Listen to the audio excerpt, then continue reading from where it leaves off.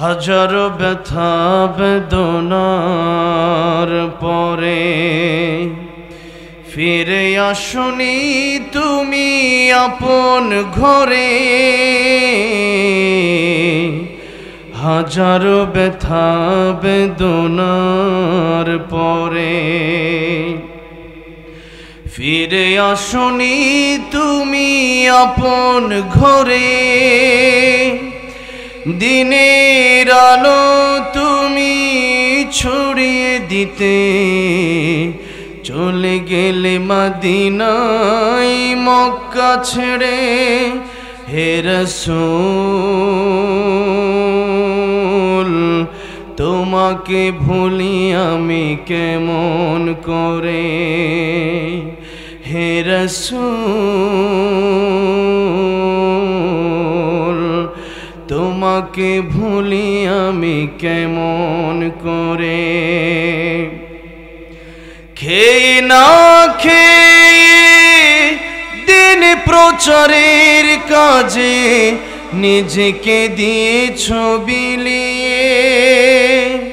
তাই ফির কাফেরেরা চিনল না এ আলো, দুষ্ট ছেলেদের পিছু দিল লিলিয়ে।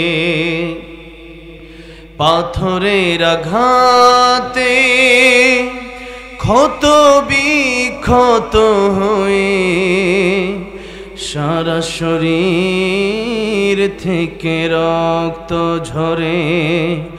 হে রাসূল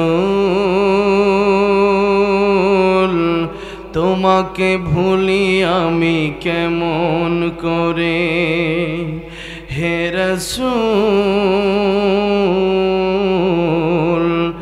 তোমাকে ভুলি আমি কেমন করে।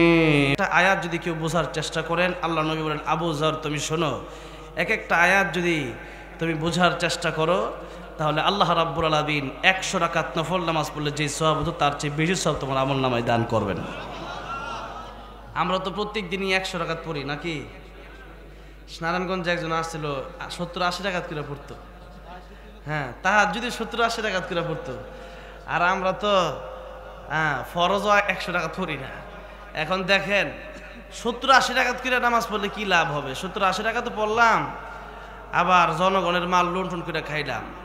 70-80 রাকাত তো পড়লাম, আবার দেশের মাল চুরি করলাম। 70-80 রাকাত তো পড়লাম, আবার সুদে ঘুষে জীবনটারে কাটাইলাম। 70-80 টাকা তো পড়লাম, আবার অবৈধ টাকা দিয়া দুবাই কানাডা বাড়িও বানাইলাম। 70-80 টাকা তো পড়লাম, আবার মানুষও খুন করলাম। 70-80 টাকা তো পড়লাম, হারাম খাইলাম। তাহলে এই হারাম খাইয়া পরে 70-80 রাকাত না 80,000 রাকাত পড়লেও কবুল হবে না। আল্লাহ বলেন নাই আকসারু আমালা, আল্লাহ বলছেন আহসানু আমালা। আমল যদি কম হয়, আমলটা যদি উত্তম হয়, নামাজ যদি 2 রাকাত হয়, আল্লাহ নবী 4 রাকাত 8 রাকাত নামাজ পড়তেন। গভীর রাত পর্যন্ত নবী করিম সাল্লাল্লাহু আলাইহি সাল্লামের পা মোবারক ফুলে যেত। আম্মাজান আয়েশা সিদ্দিকা রাদিয়াল্লাহু আনহা বলেন, ইয়া রাসূলুল্লাহ আপনি রাহমাতুল লিল আলামিন নবী, আপনি নামাজ পড়তে পড়তে পা মোবারক ফুলায় ফেলতেছেন। ইয়া রাসূলুল্লাহ আপনার আগে পরে জীবনে তো কোনো গুনাহ নাই, নিষ্পাপ নবী, মাসুম নবী আপনি, তারপরে ওই এত ইবাদত করার দরকার কি? আল্লাহ নবী বলেন, আয়েশা আমি কি আল্লাহর শুকর গুজার বান্দা হব না? সুবহানাল্লাহ বলেন। যে আল্লাহ এত সম্মান দান করলেন সে আল্লাহ শুকরিয়া কি আমি আদায় করব না? দেখেন আল্লাহর নবী বিশ্বনবী রাহমাতুল লিল আলামিন 2 রাকাত 4 রাকাত 8 রাকাত নামাজ পড়তেন, কিন্তু নামাজ রুকু লম্বা হতো, সিজদা লম্বা লম্বা সিজদা হতো। আর আমাদের নামাজ 4 রাকাত পড়তে 4 মিনিটও লাগে না। ঠিক না বে ঠিক জোরে কোন? বিশ্বাস না করলে নামাজের আগে আর পরে টাইমটা মিলায়েন, দেখেন 4 মিনিট লাগে কিনা। অনেকে 4 মিনিটও লাগে না নামাজ পড়তে। তার মানে আল্লাহ নবী বলছেন সবচেয়ে বড় চোর ওই চোর যে নামাজে চুরি করে, যে নামাজে কি করে? চুরি করে। আর আমরা নামাজে চুরি করি, আসলে আমরা নামাজে চুরি করি।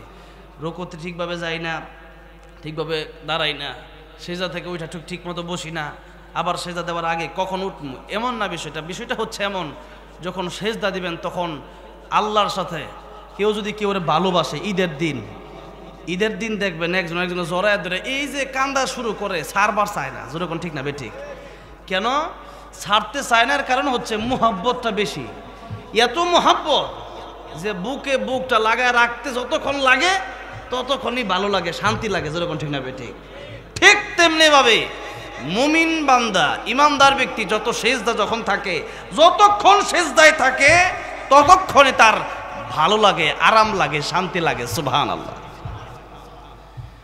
তাহলে যাই হোক, যেহেতু আমরা এখানে বসছি, এক একটা আয়াত যদি বুঝার চেষ্টা করি, 100 রাকাত নফল নামাজের চাইতে বেশি সব আমাদের আমল নামাই হবে।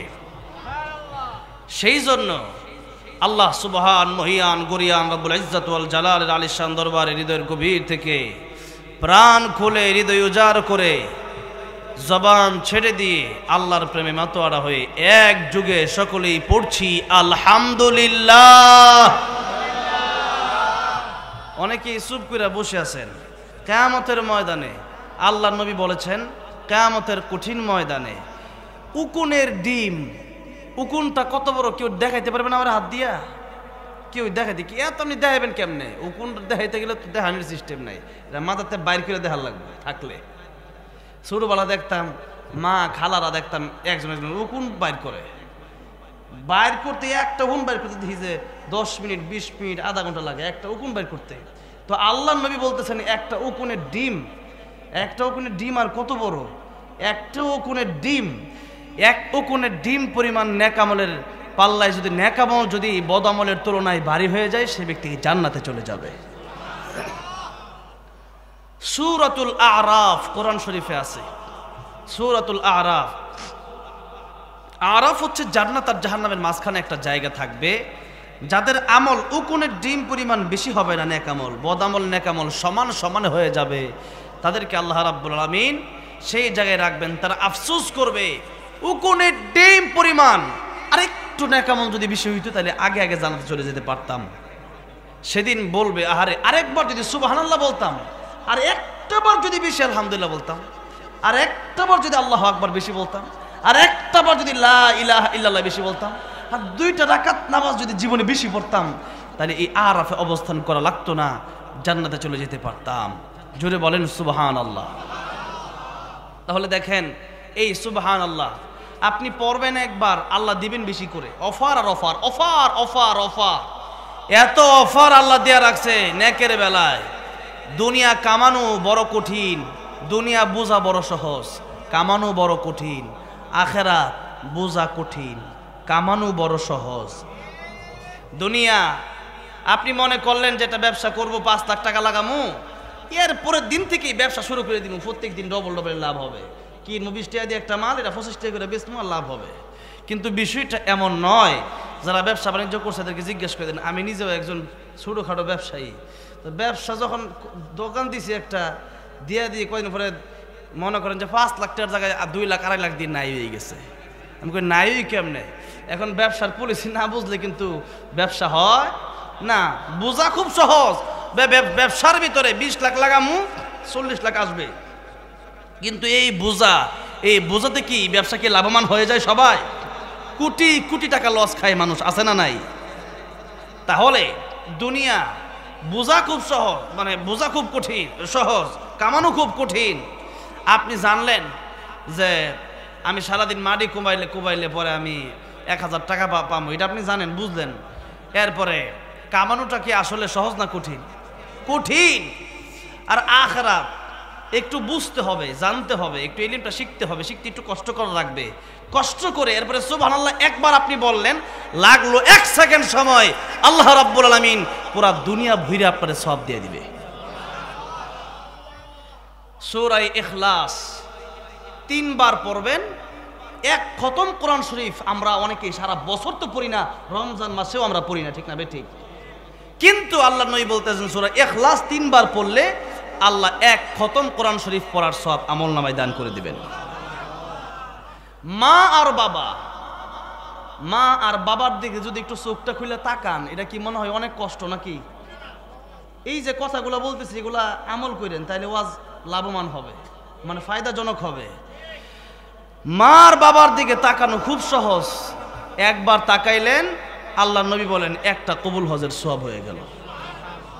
দুইবার তাকাইলেন, দুইটা কবুল হজের সওয়াব। তিনবার তাকাইলেন, তিনটা কবুল হজের সওয়াব। সাহাবী কই ইয়া রাসূলুল্লাহ 100 বার যদি তাকাই?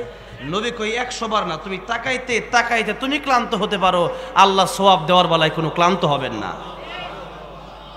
তাহলে মা বাবার দিকে তাকাইলে কবুল হজের সওয়াব। এবার আপনাদেরকে জিজ্ঞাসা করতে চাই, বছরে হজ করা যায় কয়বার? বড় হজ কয়বার করা যায়? একবার করা যায়। আর দৈনিক মা বাবার দিকে তাকানো যায় কতবার? অসংখ্যবার তাকানো যায়, এরপরেও আমরা তাকাই। এবার জিজ্ঞাসা করতে চাই, হজে গেলে কবুল হয়েছে কিনা হয় নাই এই গ্যারান্টি দেওয়ার মতো কারো ক্ষমতা আছে? হজে যাওয়ার মতো অ্যাবিলিটি সক্ষমতা সবার আছে? এই ইবাদত হচ্ছে একটা আর্থিক, একটা হচ্ছে দৈহিক ইবাদত, যেটা ওইটা হচ্ছে যেমন নামাজ। ফজরের সময় নামাজ আপনাকে মসজিদে এসে পড়তে হবে। আপনি যদি নামাজ ফজরেরটা না পড়া আপনি যদি কন যে 10,000 টাকা একজনটা দিয়ে দেয়, গরিব মানুষ প্রত্যেকদিন নামাজ পড়ে, তো আপনি কইলেন এই যে নাও তোমার 10,000 টাকা দিলাম, আমার নামাজটাও তুমি পড়ে দিও, আপনার নামাজ হবে? এটা দেহের মাধ্যমে, এটা আপনার দৈহিক ইবাদত। আপনাকে মসজিদে গিয়ে আপনার নামাজ আপনাকে পড়তে হবে, আরেকজন পড়ে দিলে নামাজ হবে না। আবার জাকাত, আপনি চিন্তা করলেন 10,000 টাকা আমার জাকাত আসছে, 10,000 টাকা দিলে তো টাকা ফুরায় যাবে। টাকা জাকাত দিলে ময়লা পরিষ্কার হয়, টাকা পবিত্র হয়, এরপরে টাকা ধন দৌলত আরও বাড়ে। কিন্তু মানুষ এটা বুঝে না, যার কারণে জাকাত দিতে চায় না। এখন জাকাত যদি আপনি না দিয়া আপনি চিন্তা করলেন 10,000 টাকা জাকাতের বদলে 10 টাকা নামাজ পড়ালাই, কি জাকাত আদায় হবে? এটা আর্থিক ইবাদত, অর্থের মাধ্যমেই আপনাকে এই ইবাদত করতে হবে। আর নবী বলছে আল হাজ্জু আল আজ্জু, হজ হলো কষ্টকর। দৈহিক এবং আর্থিক উভয়টার সমন্বয়ে যে ইবাদত হয়, ওই ইবাদতের নাম হলো হজ। ওই ইবাদতের নাম কি? হজ। আপনি এখান থেকে আপনার দেহে শক্তি থাকা লাগবে, সুস্থ থাকা লাগবে, লক্ষ লক্ষ টাকা আপনার লাগবে, তাহলে আপনি হজে যেতে পারবেন না। এরপরে আপনার টিকিট করতে হবে, পাসপোর্ট, ভিসা, এরপরে লম্বা সময় জার্নি করে যেতে হবে সেই মক্কাতুল মুকাররমায়, তওয়াফ করতে হবে, সাই করতে হবে, মিনায় যেতে হবে, মুজদালিফা যেতে হবে, আরাফার ময়দানে যেতে হবে, কোরবানি করতে হবে, এত কাজ। এরপরেও হজ কবুল হয়েছে কিনা এর কোনো গ্যারান্টি নাই। কিন্তু আল্লাহ নবী বলতেছেন, মায়ের দিকে একবার নেক নজর দিয়ে তাকাও, একটা কবুল হজের সওয়াব। বাপের দিকে একবার নেক নজর দিয়ে তাকাও, একটা কবুল হজের সওয়াব। এখানে যদি কোনো সন্তান আর বাবা একসাথে মাহফিলে থেকে থাকেন, বাবার দিকে এই মুহূর্তে তাকান, একবার তাকাবেন, একটা কবুল হজের সওয়াব। যতবার তাকাবেন ততই কবুল হজের সওয়াব।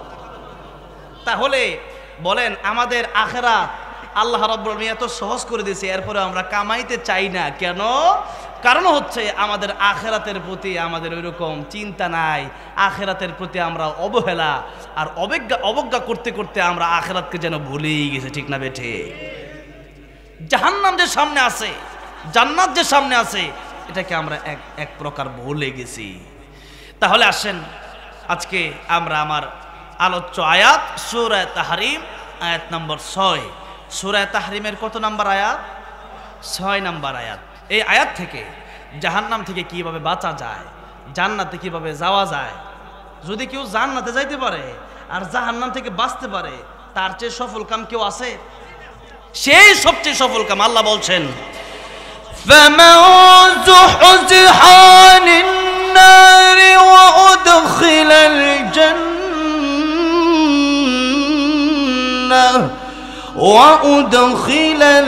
الْجَنَّةَ فَقَدْ فَازَ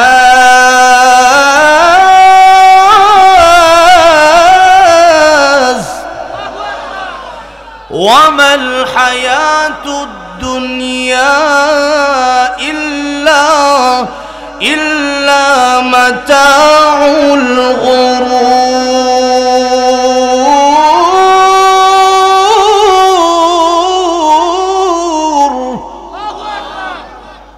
আল্লাহ বলতেছেন, যে ব্যক্তি জাহান্নাম থেকে বেঁচে জান্নাতে প্রবেশ করতে পারলো, ফাকাদ ফাজ, সে ব্যক্তি সফল হয়ে গেল। সে ব্যক্তি কি হয়ে গেল? সফল হয়ে গেল। আমরা সফল হইতে চাই না ব্যর্থ হইতে চাই? সবাই চাই সফল হতে, কিন্তু কিভাবে আমরা সফল হতে চাই? আমরা সফল হতে চাই কিছু টাকা পয়সা ব্যাংকে জমাইলে আমরা মনে করি সফল, বিদেশে গিয়ে যদি একটা অবস্থান ভালো হয় আমরা মনে করি সফল, ভালো একটা বিয়ে করতে পারলে আমরা মনে করি সফল, ভালো একটা চাকরি করতে পারলে মনে করি সফল। একটা 5 তলা বিল্ডিং এর মালিক যে হ্যাঁ মনে করে আমার সে সফল আর কেউ নাই, যেরকম ঠিক না ঠিক? কিন্তু সফলতা এই জায়গায় নয়। فمن زحزح عن النار জাহান্নাম থেকে যদি বাঁচতে পারেন, ওয়া উদখিলাল জান্নাহ জান্নাতে যদি প্রবেশ করতে পারেন, আল্লাহ বলেন ফাকাদ ফাজ তুমি সফল হয়ে গেলা। জান্নাতে যদি পারলে সফলতা আসবে। আর যদি দুনিয়ার ভোগ বিলাস যাপন করার পরে এরপরে দুনিয়াতে আপনি সফল হওয়ার জন্য অনেক বড় বিল্ডিং করছেন, হাই কমোড, এখন তো আর লো কমোড নাই, হাই কমোড। যেই মাত্র হাই কমোডে যাইবেন ঢুকবেন, নতুন বাড়ি একটা করছেন, নতুন বাড়ি নতুন টয়লেট, যেই মাত্র ফাও দিছেন আজ যাইলাই খারা। কি এত টাকা পয়সা কাজে লাগলো? কাজে লাগে নাই।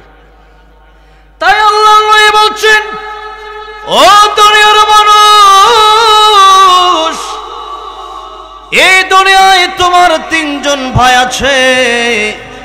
1 নাম্বার ভাইয়ের নাম আত্মীয় স্বজন, 2 নাম্বার ভাইয়ের নাম হলো তোমার ধন সম্পদ, 3 নাম্বার ভাইয়ের নাম তোমার নেক আমল। এই হইল কয় ভাই? 3 ভাই। আল্লাহ নবী বিশ্ব নবী রাহমাতুল লিল আলামিন বলেন, উম্মতেরা রে, এই 3 ভাইয়ের ভিতরে তোমার আত্মীয় স্বজন কিন্তু তোমার সাথে কেউ কবরে যাবে না। কেউ যাবে? এত আপন স্ত্রী, এত আপন, যারা ছাড়া আপনার চলেই না দিন, একদিন না দেখলে মানে ভালোই লাগে না, সেই স্ত্রী কি আপনার সাথে কবরে যাবে?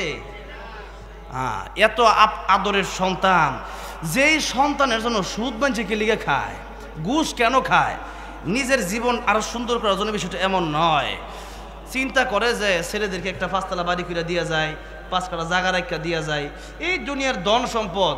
কিন্তু আপনি যে সুদ ঘুষ খাইলেন, মোটর সাইকেলে আপনার ছেলে দৌড় পারতে পারে, প্রাইভেট কারলে আপনার ছেলে আরামে ঘুরতে পারে, এরপরে 5 তলার বাড়িতে এসির নিচে আপনার ছেলে ঘুমাইতে পারে। সুদে যে ঘুষে যে চলছেন জীবনটা, ওই যে টাকা কামাই গেছেন, ছেলে আরাম করতেছে, কিন্তু কবরের মায়ের কিন্তু আপনারই খাওয়ান লাগবে। কথা ঠিক না বেঠে? তাহলে চিন্তা করে দেখেন এবার, ওই সন্তানের জন্য সুদ ঘুষ খাইয়া এরপরে সন্তানটা দিয়া যাবেন, নাকি সন্তানেরটা প্রয়োজনীয় সন্তান করে নেবে? তার রিজিক তো তারই আছে। হ্যাঁ, সন্তানের রিজিক আল্লাহ, আপনি যেমন দুনিয়াতে শুইলা গেছেন, অনেক বাবা আছে হ্যাঁ থুতু ফালাইয়া দেয়, কৃপণতা করে যে মিষ্টি খাবো না, কেন? যে কিছু কইরা দিয়া যায়। তো কি কইরা দিয়া যাবেন? তার রিজিক তো আল্লাহ রাব্বুল আলামিন লিখে রাখছে তার জন্মের 50,000 বছর আগে। আল্লাহু আকবার। তাহলে আপনি কেন তারটা নিয়ে আপনার চিন্তা করেন? তারা নিয়ে তো তার রিজিকের ব্যবস্থা তো আল্লাহ রাব্বুল আলামিন করে রেখেছেন। সুতরাং রিজিক হারাম যদি খান, তাহলে এই সন্তান আরামে থাকলেও, আপনার হারামের টাকায় আপনার সন্তান আরামে থাকলেও কবরের আযাবটা কিন্তু সন্তান ভোগ করবে। তাই দুনিয়ার আত্মীয় স্বজন এরা আসল আপন নয়। 2 নম্বর আল্লাহ নবী বলেন, এই ধন সম্পদ মৃত্যুর পরে সাথে সাথে দুনিয়ার মানুষেরা নেওয়ার জন্য পাগল পারা হয়ে যায়। দামি একটা গড়ি, দামি একটা মোবাইল যদি থাকে, ওইটা কেমনে কাটা আগে পকেটে পড়বো, এই চিন্তা যখন ঠিক না ঠিক? কেন? যে বাবা তো মরেই গেছে, এখন সম্পদের মালিক তো আমরা। এমনও আছে, এমনও সন্তান এই পৃথিবীতে আমি দেখছি, যারা নিজের বাপের বাপ মারা গেলে বাপের জন্য কান্দে না। কি করে? সম্পদ কত তাড়াতাড়ি ভাগে নিতে পারবে, বালা জমিটা রাস্তার লগে জমিটা পাবে, নাকি ওই জঙ্গলের মাঝখানটা আবার বাইক গায়ে পড়ে, ওই চিন্তায় মাথা নষ্ট যেরকম ঠিক না বেঠিক। আবার এমনও দেখা যায় মাঝে মধ্যে পত্র পত্রিকা খুললে, এই নিউজের চ্যানেল খুললে দেখা যায় যে বাবা মারা গেছে, দাফনের আগে আগে আঙ্গুলের ছাপ লইয়া মারামারি, যেরকম ঠিক না বেঠিক? হাই রে মুসলমান, হাই রে ধন সম্পদের লোভ। তাহলে এই ধন সম্পদের লোভ কতক্ষণ পর্যন্ত? নবী এক হাদিস শরীফের ভিতরে বলতেছেন, ও আমার সাহাবীরা, বনি আদমের চাহিদা কত বেশি, বনি আদমের চাহিদা এত বেশি, বনি আদমকে যদি আল্লাহ রাব্বুল আলামিন একটা মাঠ ভর্তি সোনা দিয়ে দেয়, সে চিন্তা করবে আরেক মাঠ ভর্তি সোনা পেলে আমার বড় ভালো হতো। দুইটা মাঠ ভর্তি সোনা পেলে পরে তৃতীয় মাঠের জন্য পাগল পারা হয়ে যায়। এই দুনিয়ার মানুষ একটা পৃথিবীর মালিক যদি হয়ে যায়, আর একটা পৃথিবীর জন্য মানুষ লোভ করে লালসা করে। ডোনাল্ড ট্রাম্প, এই ডোনাল্ড ট্রাম্প আমেরিকার প্রেসিডেন্ট, এত বড় দেশের প্রেসিডেন্ট, এত বড় দেশের প্রেসিডেন্ট হইয়া আমাদের বাংলাদেশের সেন্ট মার্টিন লইয়া কারাকারি করে। আহা, নরেন্দ্র মোদী, ইন্ডিয়া গেছিলাম মাহফিল, আগে ইন্ডিয়া অনেক মাহফিলে যাইতাম, তো একটা প্রদেশ থেকে আরেকটা প্রদেশে যাইতে কয়েকদিন সময় লাগে, কয়েকদিন, একটা প্রদেশ থেকে আরেকটা প্রদেশ, যেমন আসাম থেকে কলকাতা অথবা কলকাতা থেকে কাশ্মীর যেতে চেনে কয়েকদিনের সময়ের প্রয়োজন। তাহলে দেখেন, হ্যাঁ, এত বড় দেশ, এত বড় দেশের প্রধানমন্ত্রী হইয়াও খালি বাংলাদেশ নিয়ে এর মাথা ব্যথা। যেরকম ঠিক না বেঠিক? হ্যাঁ, চিন্তা হইলো যদি বাংলাদেশ, এরপরে বার্মা, আরো যেগুলো আছে আশেপাশে, হ্যাঁ, এগুলো সব যদি আমাদের ইন্ডিয়ার ভিতরে হইতো তাহলে আরেকটু ভালো হইতো। চিন্তা করে দেখেন, তার মানে লোভ লালসার কোনো শেষ নাই। তাই আল্লাহর নবী, বিশ্ব নবী রাহমাতুল লিল আলামিন বলেন, ও দুনিয়ার মানুষ, বনি আদমের লোভ লালসা সেই দিন শেষ হবে যেই দিন 3.5 হাত মাটির নিচে মানুষ চলে যাবে। চতুর্দিকে তাকায় দেখবে মাটি আর মাটি। সেই দিন চিন্তা করবে, কই আমার 5 তলা, কই তো দেখবো 5 তলা নাই। আমার সেই সন্তান, যে সন্তানের জন্য শুধু ঘুষ খাইলাম, ওই সন্তান দেখি কবরে নাই, কবরে নাই। কবরে আমার একা একাই যেতে হবে, সেই কবরে আর কেউ যাবে না। মরতে যে হবে এটাই তো বাস্তব, ঠিক না বেটি? একদিন মাটির ভেতরে হবে ঘর রে মন আমার, কেন বন্ধ দলান ঘর রে মন আমার, কেন বন্ধ দলান ঘর। চলে যেতে হবে। ইদা জাআ আজালুহুম লা ইস্তাখিরুনা সাআতাও ওয়ালা ইস্তাকদিমুন। মৃত্যুর সময় যখন হয়ে যাবে, 1 সেকেন্ড আগেও মরণ হবে না, 1 সেকেন্ড পরেও মরণ হবে না। তাই মৃত্যুর প্রস্তুতি আমাদের 24 ঘন্টায় নিয়ে রাখতে হবে। এমন নয় আগামী শুক্রবার ভালো হয়ে যাব, এমনটা নয় আগামী রমজান মাস আসলে ভালো হয়ে যাব। আল্লাহর নবী একদিন বলছেন, সাহাবীরা রে, আমি নবী, আমি রাহমাতুল লিল আলামিন নবী, আল্লাহ হচ্ছেন রব, আলহামদুলিল্লাহি রাব্বিল আলামিন। এই একটা শব্দ আল্লাহ নবীর ব্যাপারেও বলেছেন কোরআন শরীফে, ওয়ামা আরসালনাকা ইল্লা রাহমাতাল লিল আলামিন। আল্লাহু আকবার।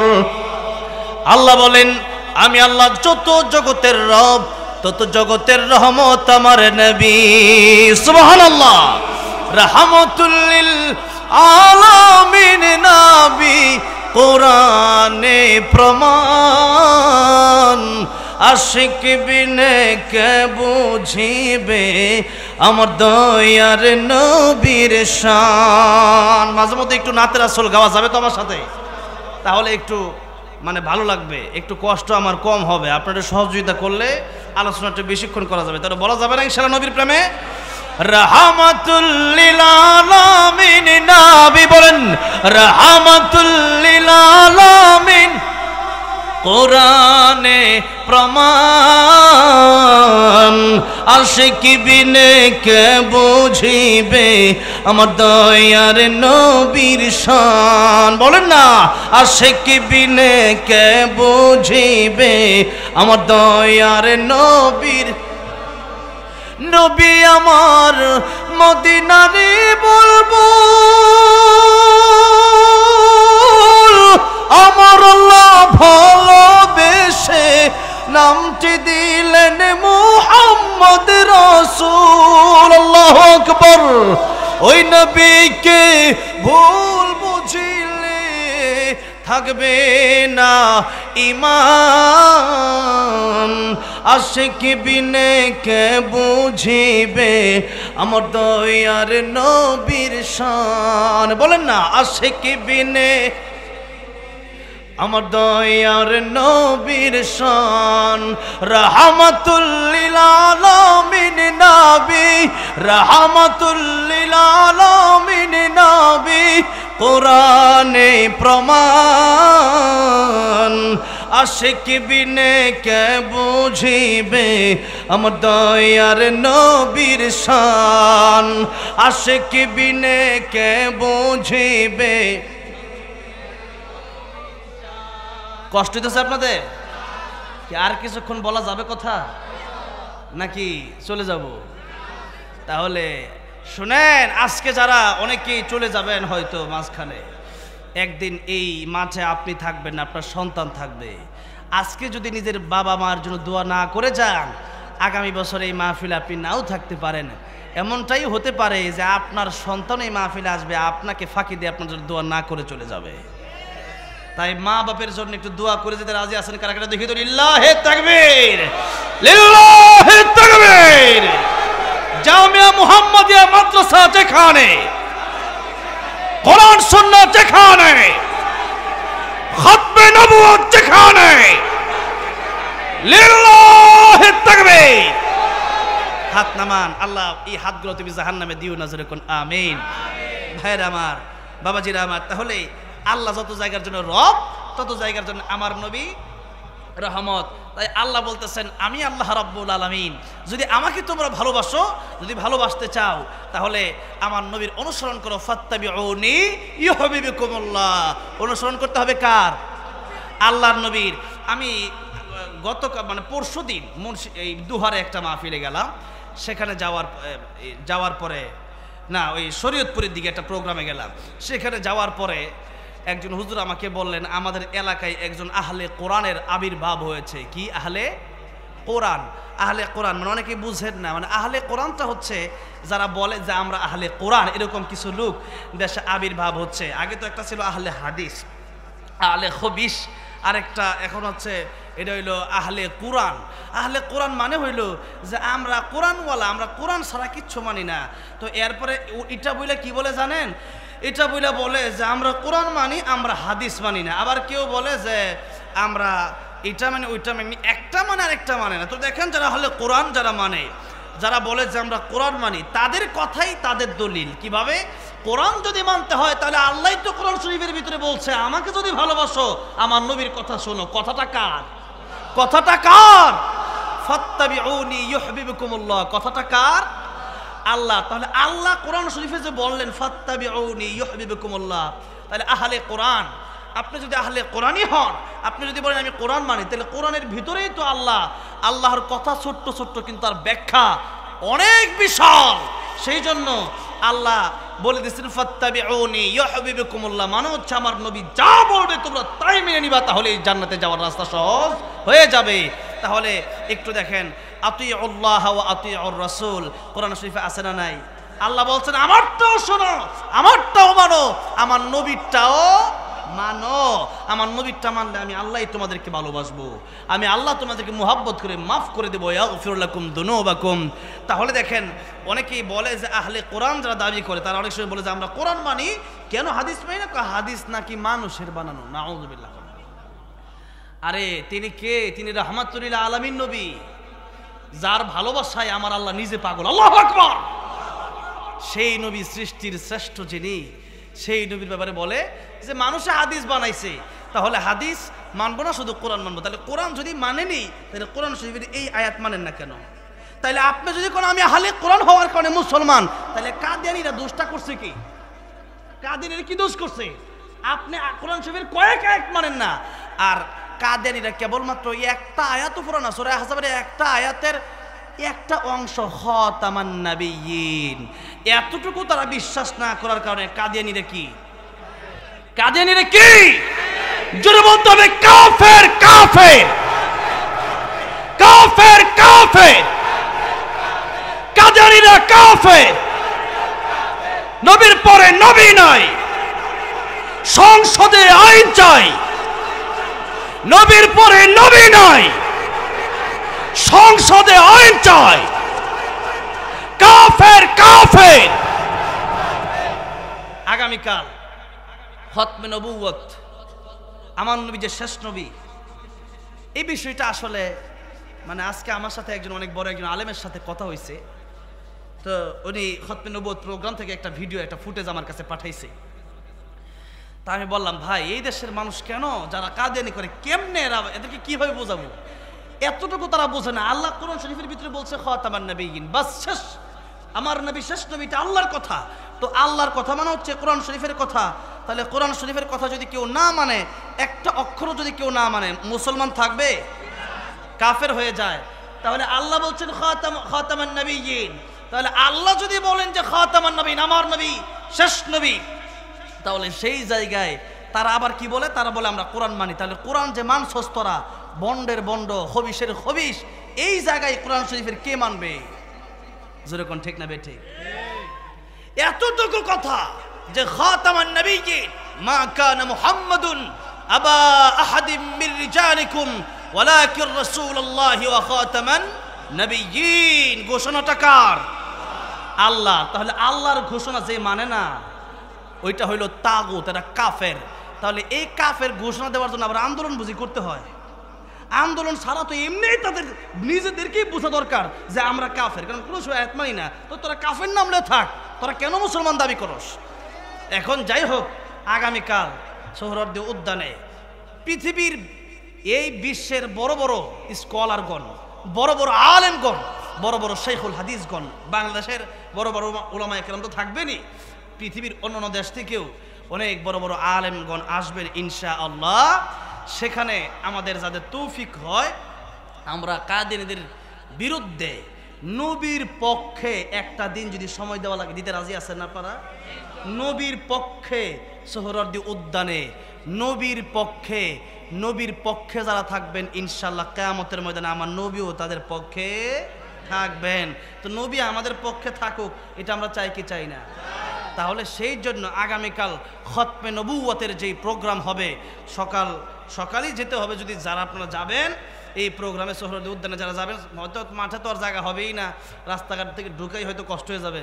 তো 9টা থেকে প্রোগ্রাম শুরু হলেও তো সেখানে সকাল থেকেই তো মানুষ ভরে যাবে ইনশাআল্লাহ। তো আগে আগে আপনারা চলে যাবেন নবীর পক্ষ নিয়ে, আমার নবী যে শেষ নবী এটার প্রমাণ করার জন্য।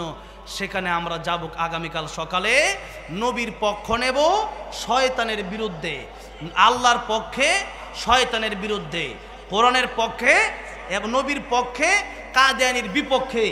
সেই আল্লাহর নবী, যে আল্লাহর নবীর শাফাত ছাড়া আমাদের হয়তো জান্নাতে যাওয়া সম্ভব হবে, যে আল্লাহর নবীর শাফাত ছাড়া জান্নাতে আমরা যেতে পারবো না, সেই নবীর পক্ষ নিয়ে একটু সময় যদি দেওয়া লাগে, দিতে রাজি আছেন না নাই? ইনশাআল্লাহ। হাত তুলে জিজ্ঞাসা করলাম না, এমনি নিয়ত করেন, যেহেতু এখান থেকে বেশি দূরে না সোহরাওয়ার্দী উদ্যান, হ্যাঁ যাইতে হয়তো আধা ঘন্টাও লাগবে না, আধা ঘন্টা সর্বোচ্চ 1 ঘন্টারই ব্যাপার, যাওয়া আসা সব মিলাই একটা দিনই ধরলাম, দিলেন। প্রতিদিন তো এরকম প্রোগ্রাম হয় না, এরকম খতমে নবুয়তের প্রোগ্রাম তো হয় না। তো এটা পুরো বাংলাদেশ ব্যাপী আলহামদুলিল্লাহ এত সুন্দর একটা প্রোগ্রাম উলামায়ে কেরামগণ করেছেন, সেখানে আপনারা যাওয়ার চেষ্টা করবেন বলে ইনশাআল্লাহ। তাহলে আসুন, কোরআন শরীফের আয়াত যারা মানে না, এদের ঈমান আছে? এদের ঈমান নাই। তাহলে যারা বলে যে আমরা আহলে কোরআন মানি, নবীর হাদিস মানি না, এই সমস্ত এগুলো নতুন করে গজাইছে বাংলাদেশে, আগে ছিল না। ইহুদি খ্রিস্টানরা এরা কি করে জানেন? এই বাংলাদেশের ভিতরে আপনারা বলতে পারেন যে হুজুরে মারামারি, হুজুরে মারামারি না, বরং হুজুরের লেবাস দুইরা, মনে করেন আরেকজন হুজুর না, মনে করেন আমি হুজুর, আরেকজন হুজুর না, জীবনে কোরআন শরীফ পারে না, মাজারে সেজদা করে, এরপরে দেখা গেছে যে আল্লাহর কোরআন শরীফরে অস্বীকার করে, রাসূলের হাদিসটা অস্বীকার করে, এমন ব্যক্তিও দাবি করে আমি মুসলমান, দাবি করে কি করে? ফিতনা সৃষ্টি করে। কি সৃষ্টি করে? ইহুদি খ্রিস্টানরা কোটি কোটি টাকা ভারতের রয়্যাল এজেন্টরা কোটি কোটি টাকা এই বাংলাদেশে ঢালে। হ্যাঁ, বাংলাদেশ, আমার মনে হয় বাংলাদেশে যে ইসলাম আছে, এখন তো অনেকেই বলে যে আমরা মদিনার ইসলাম মানি। আপনারা মদিনার ইসলাম বলে কি বুঝাইতে চান? মদিনার ইসলাম, মদিনাতে মক্কাতে আল্লাহর নবী যে ইসলাম রেখে গেছেন, এখনকার যে বাচ্চারা আছে এই ইসলাম কি তারা মানে? এখনকার সরকারগুলো সেই ইসলাম মানে? মক্কা মদিনার ইমাম রে আমাদের দেশে যেমন আলেমদেরকে কারাগারে নেয়, কয়েকদিন আগে 7 বছর জেল খেটে একজন ইমাম বেরোইছে। কেন? একটা হক কথা বলার কারণে, একটা হক কথা বলার কারণে। তাহলে বাংলাদেশের চাইতে সেই মক্কা মদিনা এখন কঠিন হয়ে গেছে। যাই হোক, আমরা দোয়া করি এই মুনাফিকগুলারে যেন আল্লাহ বরবাদ করে ভালো বাচ্চা যেন বসায়, বলে না আমিন। এই ইসরায়েলকে মারতেছে কাদের তেল? এই আরবের তেল, এই আরবের তেল। আরবে পানির দাম 1 লিটার 2 রিয়াল, আর তেলের দাম হলো 1.5 রিয়াল। তেলের দাম কয় রিয়াল? 1.5 রিয়াল। তাহলে তেলের দাম কম, আল্লাহ তেল দিয়ে দিছে। মুসলমান হাতে তেল আছে, স্বর্ণের মালিক আল্লাহ মুসলমানদেরকে বানায় দিছে। কোটি কোটি হাজার হাজার কোটি টাকা স্বর্ণ উঠতেছে। আল্লাহু আকবার। এত কিছু আল্লাহ মুসলমানদের দেওয়ার পরেও 200 কোটি মুসলমান, পুরা পৃথিবীতে সত্যিকারের 2 কোটি মুসলমান পাওয়াই কঠিন হয়ে যাবে মনে হয়, ঠিক না বে ঠিক বলেন? আর আমার মনে হয় পুরা পৃথিবীতে এই আফগানিস্তান, আর এই আফগানিস্তান তো আলহামদুলিল্লাহ 1 নম্বরেই আছে। এরপরে আমার মনে হয় বাংলাদেশটাই ঠিক আছে। বাংলাদেশের মানুষ মোটামুটি ইসলাম প্রিয়। এত মাহফিল পৃথিবীর অন্য কোনো দেশে হয় কিনা আমার জানা নাই। এত পরিমাণ ওয়াজ মাহফিল, এত পরিমাণ তাফসির মাহফিল। আমাদেরকে অনেকে জিজ্ঞাসা করে যে এত তাফসির মাহফিল লাভ কি? তা আপনার এই কথা বলার দরকার কি? আপনি হয়তো জানেন না, আপনি তো ভালো হইতে পারেন না। আমি এরকম অসংখ্য লোক আমি দেখেছি যারা আগে সুর ডাকাত ছিল, এখন আল্লাহর কোরআনের তাফসির শুনে ভালো হয়ে গেছে, আল্লাহর ওলি হয়ে গেছে। এমন নজির আছে না নাই? ফুজাইল ইবনে আয়াজ ডাকাতের সর্দার। কিসের সর্দার? ডাকাতের সর্দার। সারা রাত ডাকাতি করে, ডাকাত যত আছে সব ডাকাতি করবার লেগে ফাটাই দিছে। হ্যাঁ হইলো ডাকাতের লিডার, হ্যাঁ ডাকাতি করে না, হ্যাঁ হইলো মানে শিল্টারদের সব কিছু ব্যবস্থাপনার পরিচালক, উনি ডাকাতের পরিচালক। উনি জঙ্গলে বইয়া উনি তাহাজ্জুদ নামাজ পড়ে। ডাকাতের সর্দার কি করে? তাহাজ্জুদ নামাজ পড়ে। তো এখন তাহাজ্জুদ নামাজ পড়ে, তাহাজ্জুদের সময় হ্যাঁ শেষ করিয়া সারা রাত ডাকাতি করে, অনেক লম্বা ঘটনা, মাঝখানে অনেক ঘটনা আছে, সেগুলো আজকে বলবো না। তো যাই হোক, শুধু সংক্ষিপ্ত করে একটু বোঝানোর জন্য। তো ফুজাইল ইবনে আয়াজ যাচ্ছেন, রাস্তা দিয়ে যাচ্ছেন, এমন সময় ঘর থেকে তার বাড়ির আগে আরেক বাড়ি কোরআনের আওয়াজ বেশি আসছে। একজন কারি সাহেব কোরআন তেলাওয়াত করতেছে। ওই আয়াত আল্লাহ বলতেছেন, আলাম ইয়ানি লিল্লাযীনা আমানু আন তাখশা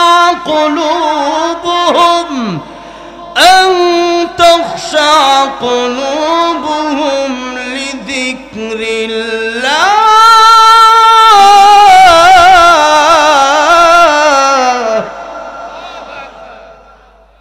ফুজাইল ইবনে আয়াজ যে মাত্র কোরআনের আয়াত শুনছে, ফুজাইল ইবনে আয়াজ কারি সাহেবের দরজার সামনে গিয়ে নক করছে। কারি সাহেব দরজা খুলেন। কারি সাহেব বললেন, কে? ফুজাইল ইবনে আয়াজ বলতেছেন, আমি ফুজাইল ইবনে আয়াজ। ডাক দিয়ে বললেন, কেন আসছেন? বললো, দরকারি আইছি। তো কারি সাহেব বললেন, আপনি তো ডাকাইতি করেন, আমি তো গরিব মানুষ, কারি সাহেব মানুষ, কোরআন তেলাওয়াত করতেছি, আমার কাছে কিচ্ছু নাই, কি নিবেন? কারি সাহেব ফুজাইল ইবনে আয়াজ বলতেছেন, কিছু নেওয়ার জন্য আসি নাই, হ্যাঁ তোমার কোরআন তেলাওয়াতটা আরেকবার শোনার জন্য আসছি। কারি সাহেব দরজা খুললেন, বললেন, কি চাই? বললো যে তুমি আরেকবার যে আয়াতটা পড়ছো, আরেকবার এই আয়াতটা পড়ো। আবার তিনি তেলাওয়াত শুরু করলেন, আলাম ইয়ানি লিল্লাযীনা আমানু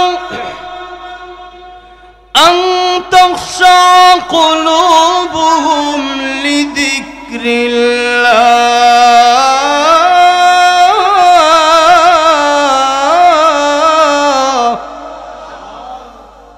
আর কত চুরি করবা? আর কত ডাকাতি করবা? আর কত সুদ ঘুষ খাইবা? আর কত জিনা বিচার করবা? কবর কি যেতে হবে না? আল্লাহর ভয় কি এখনো অন্তরে আসে না?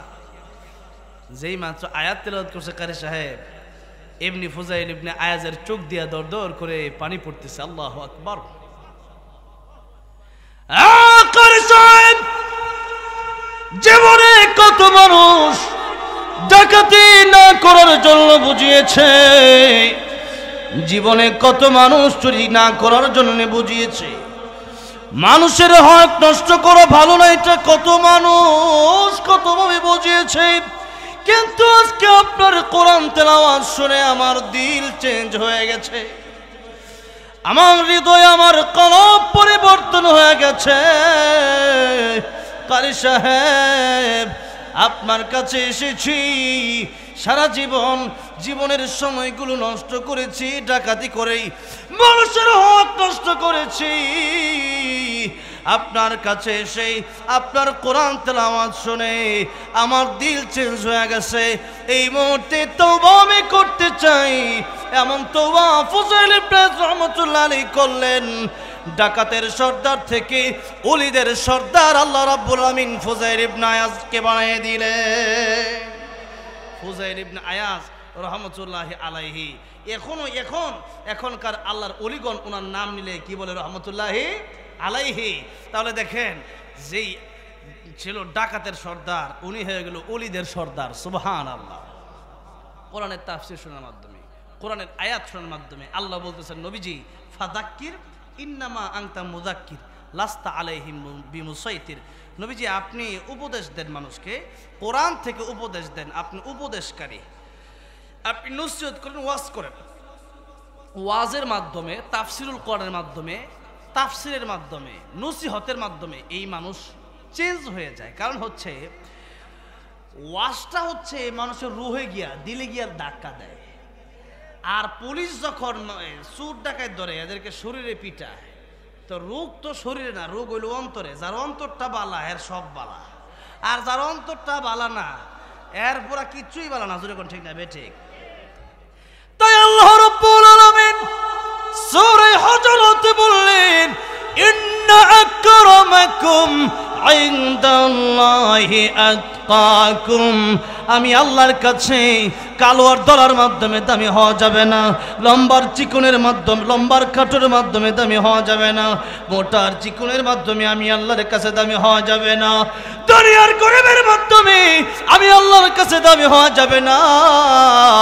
আল্লাহর কাছে যদি দামি হতে হয়, আল্লাহ বলেন যার তাকওয়া যত বেশি আমি আল্লাহর কাছে তার দাম তত বেশি। যার কারণে আবু লাহাব, লাহাবের বাপ, লাহাব মানে অগ্নিশিখা, অগ্নিশিখাটা লাল, এই জন্য আবু লাহাব ছিল লাল সুন্দর। লাহাবের বাপ আবু লাহাব ছিল বড় সুন্দর। আবু লাহাব সুন্দর হয়েও জাহান্নামে গেছে। আর হযরতে বেলাল বড় কালো, কিন্তু আল্লাহর কাছে তিনি বড় ভালো। দেখতে তিনি কালো, আল্লাহর কাছে বড় ভালো। আল্লাহর নবী, বিশ্ব নবী রাহমাতুল লিল আলামিন জান্নাতের ভিতরে যখন গেলেন মেরাজের রজনীতে, আল্লাহর নবী বিশ্ব নবী কার হাঁটার আওয়াজ যেন শুনতে পান। আল্লাহর নবী বললেন, জিবরাইল কার হাঁটার আওয়াজ জান্নাতের ভিতরে শোনা যায়? এখানে আমি আর তুমি আছি, আর কে হাঁটে? জিবরাইল আমিন বলেন, ইয়া রাসূলুল্লাহ, ইয়া হাবিবাল্লাহ, ওগো নবীজি, হযরতে বেলাল, আপনার সাহাবী বেলাল, ওই কালো বেলাল দুনিয়াতে হাঁটে, আর তার হাঁটার আওয়াজ আল্লাহর তরি জান্নাতের ভিতর এসে পৌঁছে যায়। হযরতে বেলাল কালো, এরপর আল্লাহর কাছে দাম বেশি। লুকমান হাকিম সুন্দর না, কালো ছিল? কালো ছিল। সূরা লুকমান কোরআন শরীফে আছে না নাই? 21 নম্বর পারায় সূরা লুকমান, খালি সূরা লুকমান না, লুকমান হাকিম ওনার সন্তানকে কিছু নসিহত করছে। ওই নসিহত আল্লাহ কোরআন শরীফে উল্লেখ করে দিয়েছেন। জোরে কোন সুবহানাল্লাহ। বড় কালো, অনেক কালো ছিলেন তিনি, কিন্তু আল্লাহর কাছে তিনি বড় ভালো। জোরে কোন সুবহানাল্লাহ। তাইলে যদি আমি আপনি আল্লাহর কাছে দামি হইতে চাই, তাহলে একটাই মেডিসিন, মেডিসিনটার নাম হলো তাকওয়া। মেডিসিনের নাম কি? মেডিসিনের নাম কি?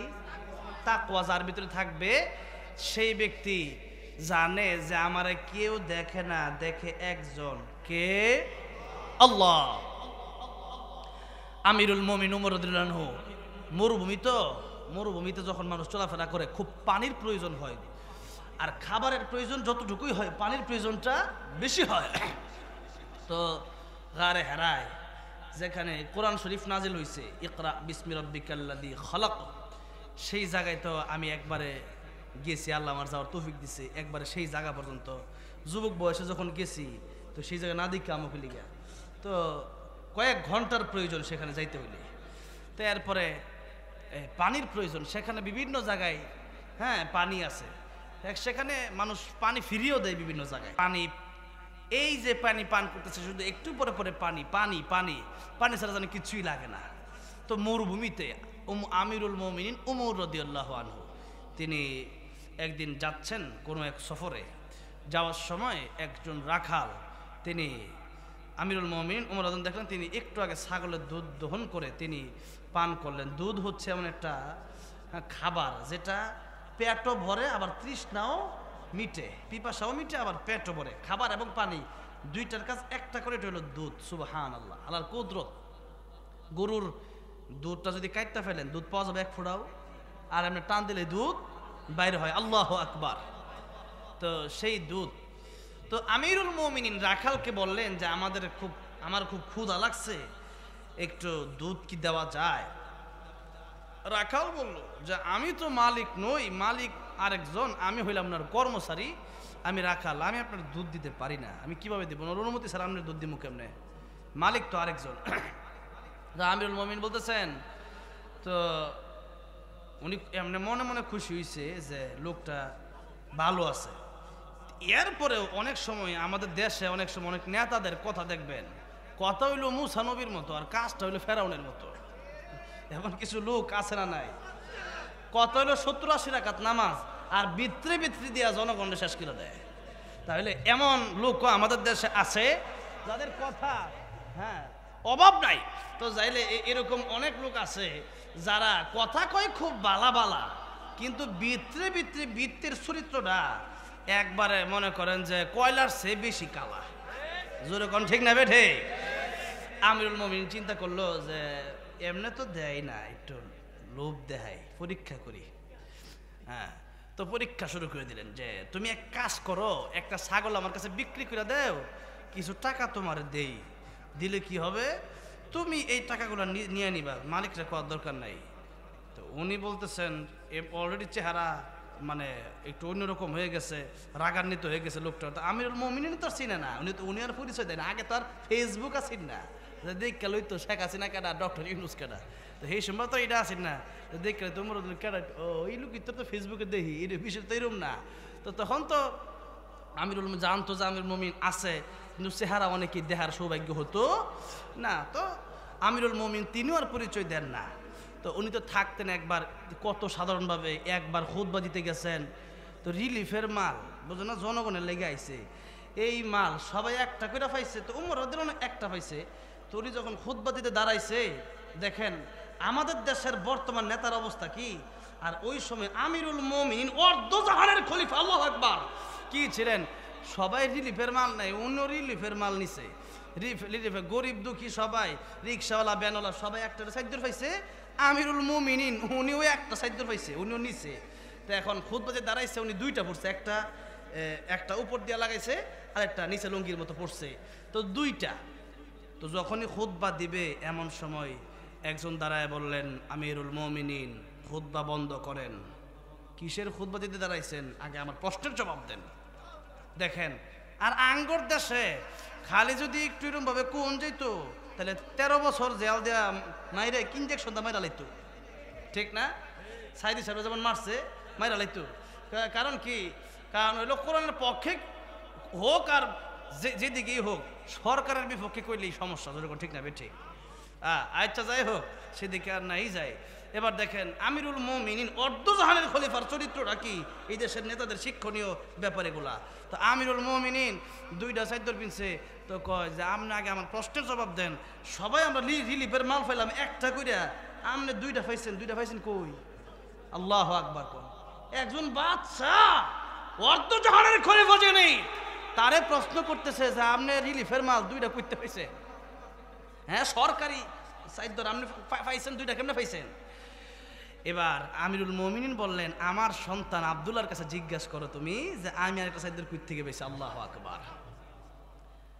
আমিরুল মুমিনিনের সন্তান ডেকে বলছেন, ও মুসল্লি তুমি শোনো, আমার বাবার একটাই চাদর, আর আমার গায়ে দিলীপের যে চাদরটা এটা আমি আজকে পিনছি না, আমার গায়ে অন্য কাপড়।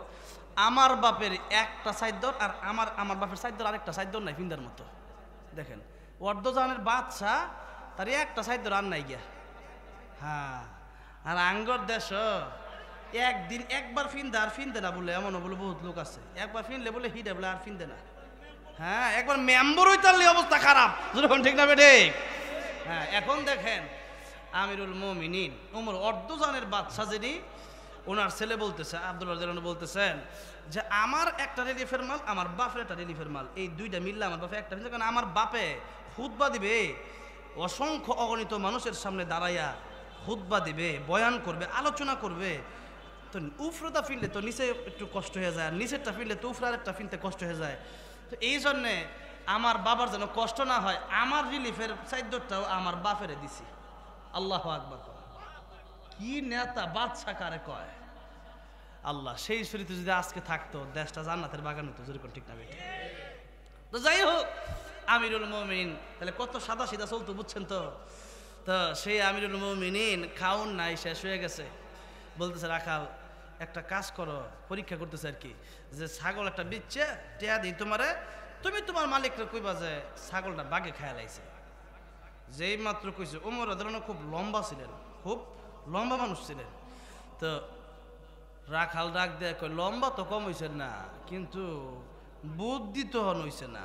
যখন আল্লাহু আকবার, বুদ্ধি তো কম কিনি, বুদ্ধি কম মানে আপনি কি এখনো আল্লাহকে ভয় করেন না? আল্লাহর ভয় কি জানে, এরপরও যে আল্লাহর ভয়টা কি।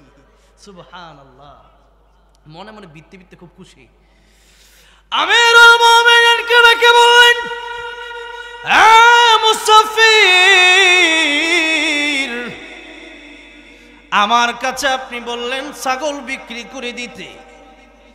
আমার মালিককে আমি যদি বলি ছাগলটা বাঘে খেয়ে ফেলেছে, আমার মালিকের বিশ্বস্ত কর্মচারী, আমি আমার মালিক এটা বিশ্বাস করে নেবে। মুসাফির, কিয়ামতের কঠিন ময়দান একদিন কায়েম হয়ে যাবে, আমার মালিকের কাছেও একদিন জবাব দিতে আমার করা লাগবে। আমার মালিক হয়তো আজকে আমার দেখবে না, কিন্তু আমার মালিকের মালিক, আমারও মালিক, আপনারও মালিক, আমার মালিকেরও মালিক, বাদশারও বাদশা আল্লাহ রাব্বুল আলামিনের কাছে কিয়ামতের কঠিন ময়দানে আমি হিসাব দিতে পারবো না। আল্লাহর কাছে হিসাব দেওয়ার ভয়, এটাই হচ্ছে আল্লাহর ভয়। আল্লাহু আকবার। তাহলে আল্লাহর ভয় যদি কারো অন্তরে থাকে, সে ব্যক্তি বিশ্বাস করে আমি চুরি করলে কেউ দেখবে না, একজন দেখবে, জবান খুলে বলেন তিনি কে? ডাকাতি করলে কেউ বুঝবে না, সরকার দেখবে না, কিন্তু একজন দেখবে, জবান খুলে বলেন তিনি কে? যাদের হৃদয়ে আছে আল্লাহর ভয়, তারা কবু পথ ভুলে যায় না। আল্লাহর প্রেম ছাড়া এই দুনিয়ায় কারো কাছে কোনো কিছু চায় না, ঠিক কিনা? আল্লাহর ভয় যদি অন্তরের ভিতরে থাকে, সে ব্যক্তি জানে যে আমাকে কেউ দেখে না। আল্লাহ বলবেন, নাহনু আকরাবু ইলাইহি মিন হাবলিল ওয়ারিদ। বান্দা, তোর শাহরগ যত কাছে, তার চেয়ে বেশি আমি আল্লাহ তোর কাছে। তাহলে আল্লাহ সদা সর্বদা আমাকে দেখছেন। যে কোনো গুনাহ করার সময় এই চিন্তাটা যদি কেউ করে যে আমার আল্লাহ ঠিকই দেখতেছেন, আর কিয়ামতের ময়দানে আল্লাহ একটা যদি কথা বলেন, আল্লাহর বিরুদ্ধে যাওয়ার কোনো সুযোগ নাই, তাহলে আমাদের গুনার সাক্ষী তো আল্লাহ নিজেই হয়ে যাচ্ছেন। তো এই কিয়ামতের ময়দানে পার পাবো কিভাবে, এই চিন্তাটা যদি কেউ করে, গুনাহ করতে পারে। আমার ভাইরা, আমার বাবাজিরা, গুনাহটা ছাড়লেই জাহান্নাম থেকে বেঁচে জান্নাতে যাওয়া সম্ভব। গুনাহ ছাড়তে হবে। এবার আসেন, তারপরেও দেখেন সবচেয়ে কম ঈমান যার, সে ব্যক্তিকে আল্লাহ নবী বলেন এই দুনিয়ার চেয়ে 10 গুণ বড় একটা জান্নাত আল্লাহ তাআলা উপহার দিবেন। সবচেয়ে কম ঈমান যার, আর যার ঈমানটা বেশি পাকাপোক্ত। ঈমানদার তো এমনও ছিল যে ঈমানদার আব্দুল কাদের জিলানী রহমতুল্লাহ আলাইহি, তিনি কি কয়, তিনি বলতেন মাঝে মধ্যে, তিনি বলতেন जन्नत दोज़ख से या रब क्या करो, जन्नत दोज़ख से या रब क्या करो, आरज़ू है मैं तुझसे देखा करो, आरज़ू है मैं तुझसे देखा करो। आय अल्लाह জান্নাতের জাহান্নাম দেবে কি করব? আয় আল্লাহ জান্নাতে যদি নাও যায়, আল্লাহ তোমার যদি আমি পেয়ে যাই, তোমার সাক্ষাৎ যদি আমার সাথে হয়ে যায়, আমি আব্দুল কাদের জিলানীর অন্তরে আর কোনো দুঃখ থাকবে না। সুবহানাল্লাহ। কোন জান্নাতে যাওয়ার পরেও আল্লাহ জিগাইব, ও জান্নাতীরা তোমাদের কি সব আশা মিটে গেছে? তখন সব জান্নাতীরা এক সমান হবে না, কিছু জান্নাতের স্তর কম হবে, কিছু জান্নাতের স্তর বেশি হবে। যার ইবাদত যত বেশি তার মাকামটাও তত বেশি। উলামায়ে কেরামগণ সেদিন উলামায়ে কেরামগণ বলবেন, আয় আল্লাহ জান্নাত পাইছি, এই বাড়ি গাড়ি নারী এগুলার জন্য শুধু ইবাদত করি নাই, আল্লাহ দুনিয়াতে রাতের আরামের ঘুম হারাম করে দিয়েছিলাম, ঠান্ডা পানি দিয়ে উজু বানাইছিলাম, এই জান্নাত শুধু পাইবার লাগে না, তোমারে পাইবার লাগে। আল্লাহু আকবার। আল্লাহ জান্নাতের ভিতরে বান্দার সাথে দেখা করবেন। সুবহানাল্লাহ। সূরা কাহফের শেষ আয়াত আল্লাহ বলতেছেন, ফামা কানা ইয়ারজু লিকা রাব্বিহ ফালইয়ামাল আমালান সালিহা ওয়ালা ইউশরিক বিইবাদাতি রাব্বিহ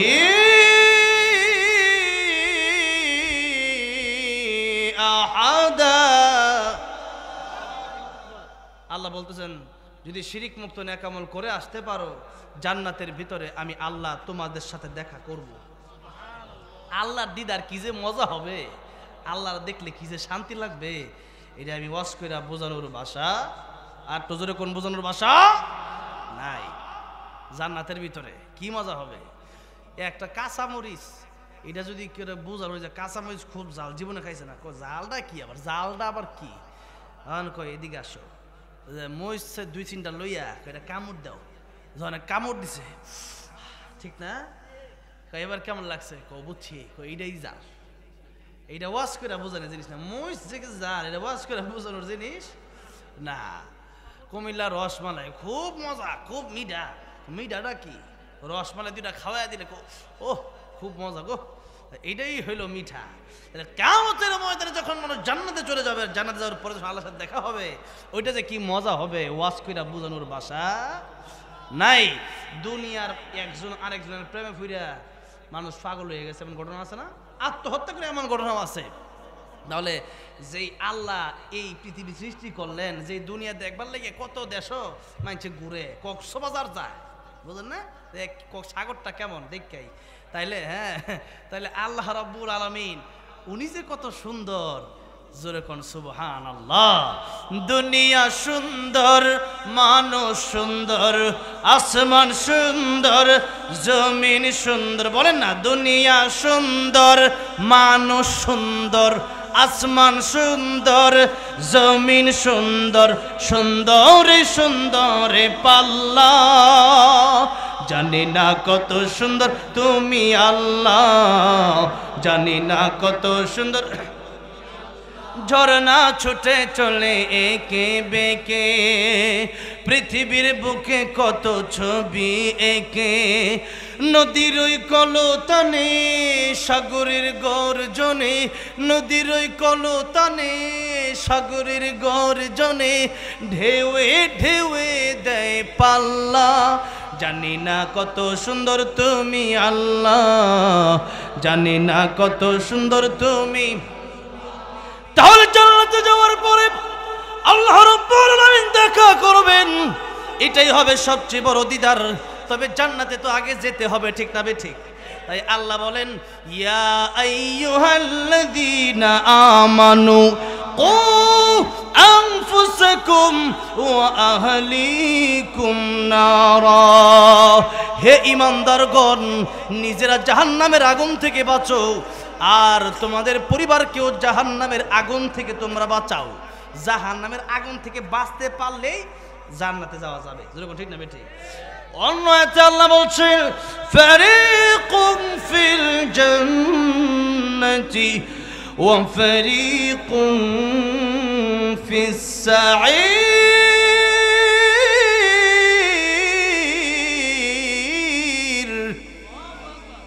কিয়ামতের ময়দানে দুইটা দল হবে, কয়টা?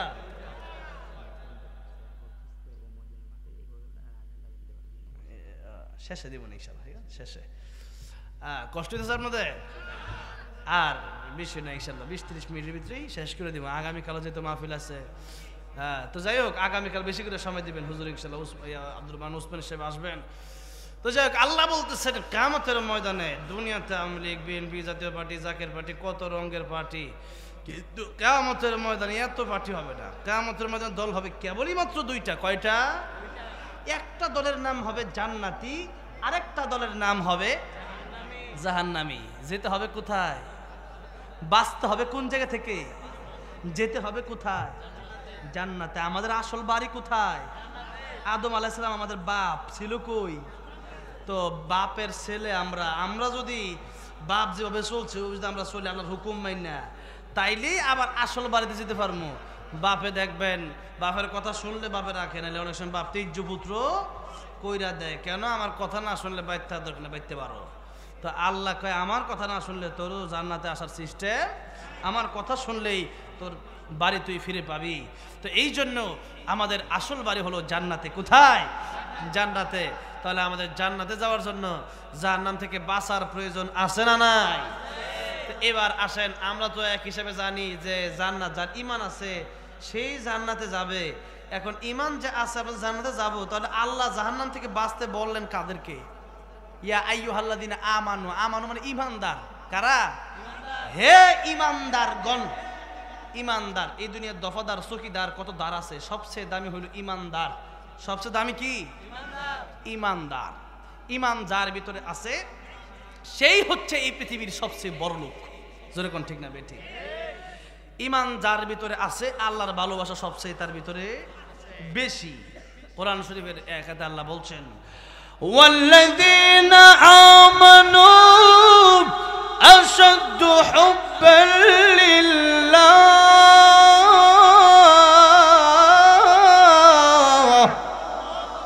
ঈমানদার যে ব্যক্তি আল্লাহর ভালোবাসা তার ভিতরে সবচেয়ে বেশি। ঈমানদার যারা আল্লাহর ভালোবাসা তাদের ভিতরে সবচেয়ে বেশি থাকবে। তার মানে নামাজের সময় যখন ফজরের আজান দিবে তখন ঈমানদার কইতে পারে না যে আল্লাহর কাছে মসজিদে যাওয়ার চেয়ে আমার ঘুমটাই আমার কাছে বালা। এটা কইতে পারে, এই কথা বলতে পারে যত কষ্টই হোক। ঈমানদার সর্বপ্রথম কাজ হচ্ছে, ঈমানদার আর বেঈমানের মধ্যে পার্থক্য হইল নামাজ। কি? নামাজ। কিয়ামতের ময়দানে জান্নাতি আর জাহান্নামীদের মোলাকাত, সাক্ষাৎ হবে। কি হবে? সাক্ষাৎ হবে। আল্লাহ বলতেন সূরা মুদ্দাসসির ফি জান্নাতি ইয়াতাসাআলুন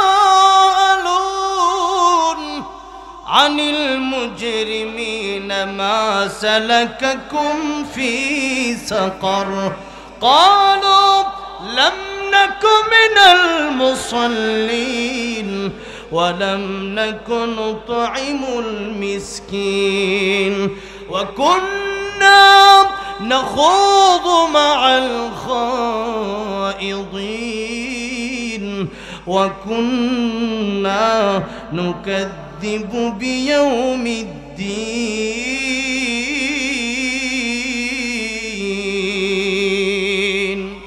কিয়ামতের ময়দানে জান্নাতি আর জাহান্নামীরা দুজনের সাক্ষাৎ হবে, উভয় পক্ষের সাক্ষাৎ হবে। এরপরে জান্নাতীরা বলবে একসাথেই ব্যবসা করেছি আজকে, তুমি জাহান্নামে আমি জান্নাতে। একসাথেই ঘুরছি, তুমি জাহান্নামে আমি জান্নাতে। একসাথেই খেলার মাঠে ছিলাম, তুমি জাহান্নামে আর আমি জান্নাতে। কিভাবে?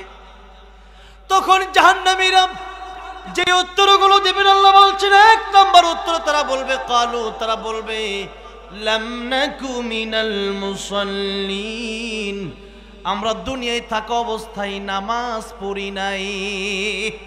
দুনিয়ায় থাকা অবস্থায় কি পড়ি নাই? জোরে বলেন কি পড়ি নাই? আমাদের দেশে নামাজি কম না বেশি? ফজরের সময় মুসল্লি বেশি না কম?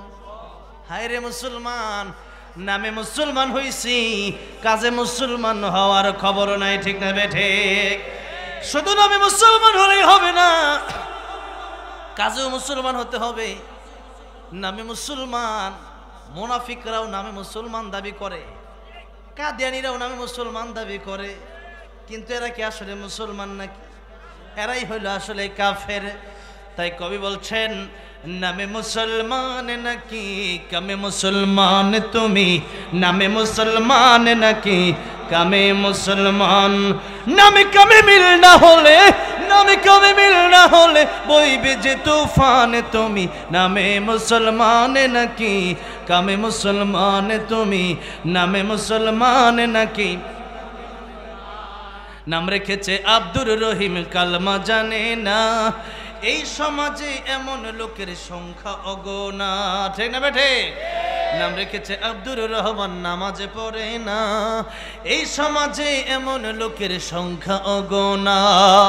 এমন সমাজ বদলাতে কে, এমন সমাজ বদলাতে কে রাখবে অবদান তুমি, নামে মুসলমান নাকি কামে মুসলমান তুমি, নামে মুসলমান নাকি। নামে কামে মিল না হলে, নামে কামে মিল না হলে বইবে যে তুফান তুমি, নামে মুসলমান নাকি কামে মুসলমান তুমি, নামে মুসলমান নাকি। তাহলে যদি নামেও মুসলমান হন, কাজেও মুসলমান হন, তাহলে নামাজের সময় মসজিদে আসার দরকার আছে না নাই? নামাজ পড়ার দরকার আছে না নাই? আজকে আমরা নামাজ পড়ি না, 24টা ঘন্টার ভিতরে 2টা ঘন্টা আল্লাহ রাব্বুল আমিনকে দেওয়ার সময় আমাদের নাই। অথচ এই সময় আমাদেরকে দিলেন কে? কে দিলেন? আল্লাহ। কিন্তু সেই সময় মানুষ মূল্যায়ন করতে পারে না, মানুষ দুনিয়ার পিছেই ছুটছে। ওরে মানুষ হইছ বেহুশ দুনিয়ার পিছে, কি জবাব দিবি রে তুই আল্লাহর কাছে।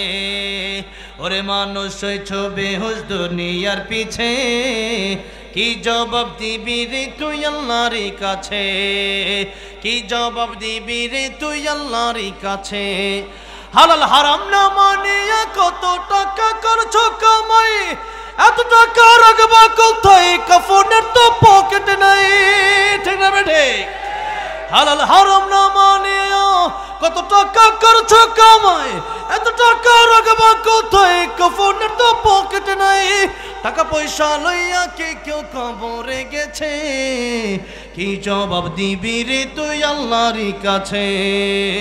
ওরে মানুষ হইছ বেহুশ দুনিয়ার পিছে, ওরে মানুষ হইছ বেহুশ দুনিয়ার পিছে, কি জবাব দিবি রে তুই আল্লাহর কাছে, কি জবাব দিবি রে তুই আল্লাহর কাছে। ঠিক না বেঠে? তাহলে বলো শুন, আল্লাহ বলছেন, ইয়া আইয়ুহাল্লাযীনা আমানু, হে ঈমানদারগণ, তোমরা জাহান্নাম থেকে বাঁচো। কু আনফুসাকুম ওয়া আহলিকুম নারা, নিজেরা জাহান্নামের আগুন থেকে বাঁচো, পরিবারকে জাহান্নামের আগুন থেকে বাঁচাও। নিজেরা জাহান্নামের আগুন থেকে বাঁচতে হবে, পরিবারকেও জাহান্নামের আগুন থেকে বাঁচাতে হবে। এই কথাটা আল্লাহ ঈমানদারকে বললেন, বেঈমানকে বললেন না। কেন বেঈমানকে বললেন না? কেন? মাশাআল্লাহ, আজকের একজন স্পেশাল শ্রোতা পাইছি, যে আমার দাদা। যখন মারহাবা, দাদা উত্তরটা দিয়ে দিছে, কয় বেঈমান তো বেঈমানি, হ্যাঁ তো জান্নাত জাহান্নাম বিশ্বাসই করে না, হ্যাঁ আর ওয়াজ শুনবো কি? জোরে কোন ঠিক না বেটি? বিলাইরে যদি আমনে কোন বিলাইরে, বিলাইয়ের সামনে যদি মাছ দিয়ে আমনে কোন বিলাইরে খাইস না, খাইলে কিন্তু 50 বেতের বাড়ি হবে। বিলাই কি তোর ওয়াজ আমার ঠ্যাঙ্গেও লাগে না, হ্যাঁ আগে মাছ খেয়ালই। যেরকম ঠিক না বেঠে? ঠিক তেমনি মুমিন আল্লাহ রাব্বুল আলামিন যদি বেঈমানকে কথা বলেন, যারা কোরআন বিশ্বাসই করে না, এদেরকে ওয়াজ করে লাভ কি? এরা তো জান্নাত জাহান্নাম বিশ্বাসই করে না। এবার দেখুন আল্লাহ বলতেছেন নারা, আগুন থেকে বাঁচো, আর আমি তর্জমা করছি জাহান্নামের আগুন থেকে বাঁচতে হবে। এখন জাহান্নামটা কই হয়েছে? আয়াত কোরআন শরীফে এমন জায়গা আছে যে কুল নারু জাহান্নামা আসাদ্দু হাররা, ডাইরেক্ট জাহান্নামের কথা কোরআন শরীফে আছে না নাই? আছে। কিন্তু আল্লাহ এখানে বলতেছেন জাহান্নাম না, আল্লাহ বলতেছেন আগুন থেকে বাঁচো। এখন আগুন থেকে যদি বাঁচতে যায় তাহলে তো রান্না বাড়া খাওয়া দাওয়া বন্ধ হয়ে যাবে, বুঝলি? ঠিক না বেঠিক? আগুন ছাড়া তো ভাত রান্ধন যেত না, তরকারি রান্ধন যেত না, তাহলে খাইবেন কেমনে? দেশে মুরগি খাইতেন কেমনে? হ্যাঁ, এই আগুনে ওয়াজ তো উনি করে দিতেছে সব। দেখেন, আর খুব এরকম শ্রোতা পাইলে খুব ভালো লাগে, অ্যাক্টিভ। হ্যাঁ, আল্লাহ না খেতেন কোন আমিন। হ্যাঁ হ্যাঁ, সে আগুন কেমনে আল্লাহ বলতেছেন, এরপরেই বলতেছেন ওয়াকুদুহান নাসু ওয়াল হিজারা। এটা দুনিয়ার আগুন না, দুনিয়ার আগুনের ইন্ধন মানুষ হয় না। ওই আগুন, যেই আগুনের ইন্ধন হবে মানুষ এবং পাথর, সেটা কোন আগুন? জাহান্নামের আগুন। সেটা কোন আগুন? জাহান্নামের আগুন। আল্লাহ বলতেছেন জাহান্নামের আগুন থেকে তোমাদের বাঁচতে হবে। তাহলে এবার আসুন, ইমানদারকে আল্লাহ বললেন। অনেকে অনেকে বলে যে ইমানদারকে কি এর ওয়াজটা করেন, হিন্দুর ওয়াজ করতেন না কেন? এখন এই প্রশ্ন যদি আমাকে করেন বা তাবলিগওয়ালাদেরকে করেন, তাহলে আমি বলবো আল্লাহর গিয়ে জিগান গা, আল্লাহ কে লিগে ইমানদারকে ওয়াজ করলো? এক জায়গায় আসছি, ইয়া আইয়ুহাল্লাযীনা আমানু আমিনু, হে ইমানদার ইমান আনো। তার মানে নামে ইমানদার হইলে হবে না, কাজেও ইমান আন থাকতে হবে। নামে মুসলমান হলে হবে না, কাজেও ইমান থাকা লাগবে। এক জায়গায় আল্লাহ বলতেছেন ইমানদার তোমরা পরিপূর্ণ মুসলমান হও, উদখুলু ফিস সিলমি কাফা, ইসলামের ভিতরে পরিপূর্ণ প্রবেশ করো। আচ্ছা, তা আমরা 10 মিনিট, ঠিক আছে ইনশাআল্লাহ। তাহলে এবার দেখেন, জাহান্নামের আগুন থেকে আমাদের বাঁচতে হবে। এখন জাহান্নামের আগুন থেকে আমরা বাঁচার পথ কি? জাহান্নামের আগুন থেকে যদি বাঁচতে হয়, জান্নাতে যদি আমাদের যেতে হয়, তাহলে একমাত্র পথ হইল কোরআন এবং সুন্নাহ। একমাত্র পথ কি? কোরআন এবং সুন্নাহ। এখন কথাটা হইল, নিজে কি জাহান্নাম থেকে বাঁচতে হবে, না সন্তানকেও বাঁচাইতে হবে? নিজে বাঁচতে হবে না স্ত্রীকেও বাঁচাইতে হবে? নিজে বাঁচতে হবে না নিজের ভাই বোনকেও বাঁচাইতে হবে? আনফুসাকুম ওয়া আহলিকুম নারা। আল্লাহ বলেন ইমানদারেরা নিজেরা জাহান্নামের আগুন থেকে বাঁচো, পরিবারকেও জাহান্নামের আগুন থেকে বাঁচাও। এখন নিজেকেও কোরআন শিখতে হবে, পরিবারকেও কোরআন শেখাতে হবে। নিজেকেও নামাজ শিখতে হবে, পরিবারকেও নামাজ শেখাতে হবে। নিজেকেও জাহান্নামের আগুন থেকে বাঁচতে হবে, নিজের সন্তানকেও জাহান্নামের আগুন থেকে বাঁচতে হবে। নিজের সন্তানকে যদি জাহান্নামের আগুন থেকে না বাঁচান, ওই সন্তান কাল কিয়ামতের কঠিন ময়দানে আপনার বিরুদ্ধে বিচার দায়ের করবে আল্লাহ রাব্বুল আলামিন। আমার বাবা ডক্টর বানাইছে, ইঞ্জিনিয়ার বানাইছে, উকিল বানাইছে, ব্যারিস্টার বানাইছে, জজ বানাইছে, ওসি ডিসি বানাইছে, কিন্তু কোরআন শরীফ আমারে শিখায় নাই। তলাবুল ইলমি ফারিদাতুন আলা কুল্লি মুসলিম, সবারই শিখতে হবে কোরআন। এখন আপনাদেরকে যদি জিজ্ঞাসা করি যে কিয়ামতের ময়দানে সর্বপ্রথম কিসের হিসাব হবে বলেন? হ্যাঁ, নামাজের হিসাব হবে। আল্লাহ বলেন কিয়ামতের কঠিন ময়দানে নামাজের হিসাব দিতে গিয়ে যারা পার পেয়ে যাবে, সব হিসাবে তারা পার পেয়ে যাবে। আর নামাজের হিসাব দিতে গিয়ে যারা ধরা খেয়ে যাবে, সব জায়গায় তারা ধরা খাবে। সব জায়গায় পার পাইলেই জান্নাতে যেতে পারবো, আর সব জায়গায় পার না পাইলে জাহান্নামে যাবে। তাহলে মূল হিসাবটা, প্রথম হিসাবটা শুরু হবে নামাজের মাধ্যমে। কিসের মাধ্যমে? নামাজ ঠিক, সব ঠিক। নামাজ ঠিক নেই, কিচ্ছু ঠিক নাই। আর নামাজ শুদ্ধ হওয়ার জন্য প্রথমেই শর্ত হচ্ছে কোরআন শরীফ শুদ্ধ হওয়া। কি শুদ্ধ হওয়া? কোরআন শরীফ শুদ্ধ হওয়া। নামাজ ভঙ্গের কারণ কয়টা? প্রথম কারণ কি? নামাজে অশুদ্ধ পড়া। এটা অনেকেই জানি, কিন্তু কোরআন শরীফ শুদ্ধ করে পড়তে পারে কিনা এটা অনেকেই জানি না। কোরআন শরীফ যদি সঠিক শুদ্ধ সহি শুদ্ধ না হয়, এই কোরআন পড়াতে কোরআন লানত দেয়। কোরআন কি দেয়? আর কোরআন শরীফ একদিন গিয়ে দেখি একজন নামাজ দাঁড়াইছে, টাঙ্গাইলে প্রোগ্রামে যাচ্ছি, তাই আমি পিছনে গিয়ে দাঁড়ালাম, উনি পড়তেছে, শার্ট প্যান্ট পরা, টাঙ্গাইল পাম্পে তো বান জায়গা না মসজিদ আর কি। তারপর কুল হু আল্লাহু আহাদ হইছে, আহাদ কই আল্লাহ এক, কই আল্লাহ ওয়াদা, মিলছে? মিলে নাই। তো এই জন্য দেখেন, তো সে যখন পড়লাম নামাজ বাদ দিয়ে থুয়ে পড়ছি, পরে আমার এই কামটা করলেন কি, আপনি নামাজে ফিজে, তারপরে নামাজ আঙ্গ মাঝখানতে বাইরে আয় পড়লেন। আমি কইলাম কোরআন তেলাওয়াত ও শুদ্ধ নামাজই ভঙ্গ হয়ে যায়, তাহলে উনি তেলাওয়াত করলে আমি পড়বো কেমন নামাজ? তাহলে নামাজ লাহানে জ্বলিলে নামাজ ভাঙ্গা যায়। আল্লাহ কোরআন শরীফে বলছে একটা, অনেকে বাংলা দেখে কোন সব শিক্ষালাম মনে করে যে হুজুর আর কি পড়াইতো, আমরা নিজের নিজের শিক্ষালাম, নিজের নিজের শিক্ষালাম। এবার কি হাইরা বাংলা কোরআন শরীফ পড়ে? বাংলা কোরআন শরীফ পড়া যায় আছে? আলহামদুলিল্লাহ হা পড়বেন কেমনে? আইন পড়বেন কেমনে? আইন আসেনি বাংলা, হা আসেনি বাংলা, তো পড়তেন কিভাবে? কোরআন শরীফের একটা অক্ষর চেঞ্জ হয়ে যাওয়া মানে পুরো অর্থই চেঞ্জ হয়ে যাওয়া। তাহলে আল্লাহ বললো একটা, আপনি পড়তেছেন আরেকটা, তা কোরআন শরীফ পড়লেন না, অন্য কিছু পড়ছেন আপনি, কোরআন শরীফ পড়েন নাই, তাই নামাজ হবে না। সুতরাং নামাজ শুদ্ধ হওয়ার জন্য যেমন উজু ছাড়া নামাজ হবে না, কোরআন শরীফ সঠিকভাবে তিলাওয়াত না করতে পারলেও নামাজ হবে না। এবার আসেন, আপনি কয়দিন হুজুরে জিজ্ঞাসা করছেন, হুজুর জীবনে তো মাদ্রাসা বারিন্দা তো গেছি না, তো দেখেন তো হুজুর একটু জিজ্ঞাসেন কোনো দিন যে হুজুর আমার কোরআন শরীফ তেলাওয়াতটা শুদ্ধ কিনা একটু দেখেন? বলছেন কয়দিন? অনেকে বলছেনই না। এরপরে অনেকে সন্তান রে প্রাইমারি স্কুলে দেন, হাই স্কুল কলেজ ইউনিভার্সিটি দিতে পারেন, তাতে কোনো আপত্তি নাই, কিন্তু মুসলমান হিসাবে কোরআন শরীফ শিখা এটা কি নফল না ফরজ? নফল না ফরজ? তাহলে নফলে টানাটানি মানে নফলও তো না, দুনিয়ালে টানাটানি, আখেরাতে চিন্তা নাই। আর আপনি যদি জিগাই আপনি জান্নাতে যাইতে চান, তো আপনি কবেন হ্যাঁ জান্নাতে তো আমি গিয়ে বুয়ে রইছি। হ্যাঁ, আপনার অনেকের চেহারা দেখলে কথাবার্তা শুনলে মনে হয় জান্নাতে গিয়ে আমরা বুয়ে রইছি, যেরকম ঠিক না? ঠিক। তাহলে বলেন নিজে বাঁচলেই হবে না, সন্তানকেও কোরআন শেখাতে হবে? তাহলে সন্তানকেও এখন দায়িত্ব আপনার, আপনার সন্তানকে আপনি কোরআন শেখাবেন, কিন্তু আপনি দায়িত্ব পালন করতে পারেন না বিদায় জামিয়া মুহাম্মাদিয়া মাদ্রাসা থেকে আপনাকে বলা হচ্ছে যে আমাদের কাছে দেন, আমরা জাহান্নাম থেকে বাঁচার ব্যবস্থা কইরা দেই।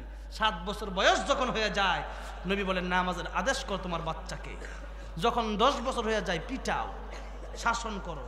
নামাজ পড়ে না, 10 বছর বয়স হয়ে গেছে এখন নামাজ পড়ে না, পিটাও। কারণ যে আল্লাহর ছিল না, হ্যাঁ কিচ্ছু ছিল না, যে আল্লাহর ছিল না, হ্যাঁ বাপ মা ছিল না, হ্যাঁ বাপ মানে বাদ দিত না কয়দিন পরে, যে আল্লাহর ছিল না ওই বাপ মানে বৃদ্ধাশ্রমে গিয়ে রাইখে আসবো। কেন?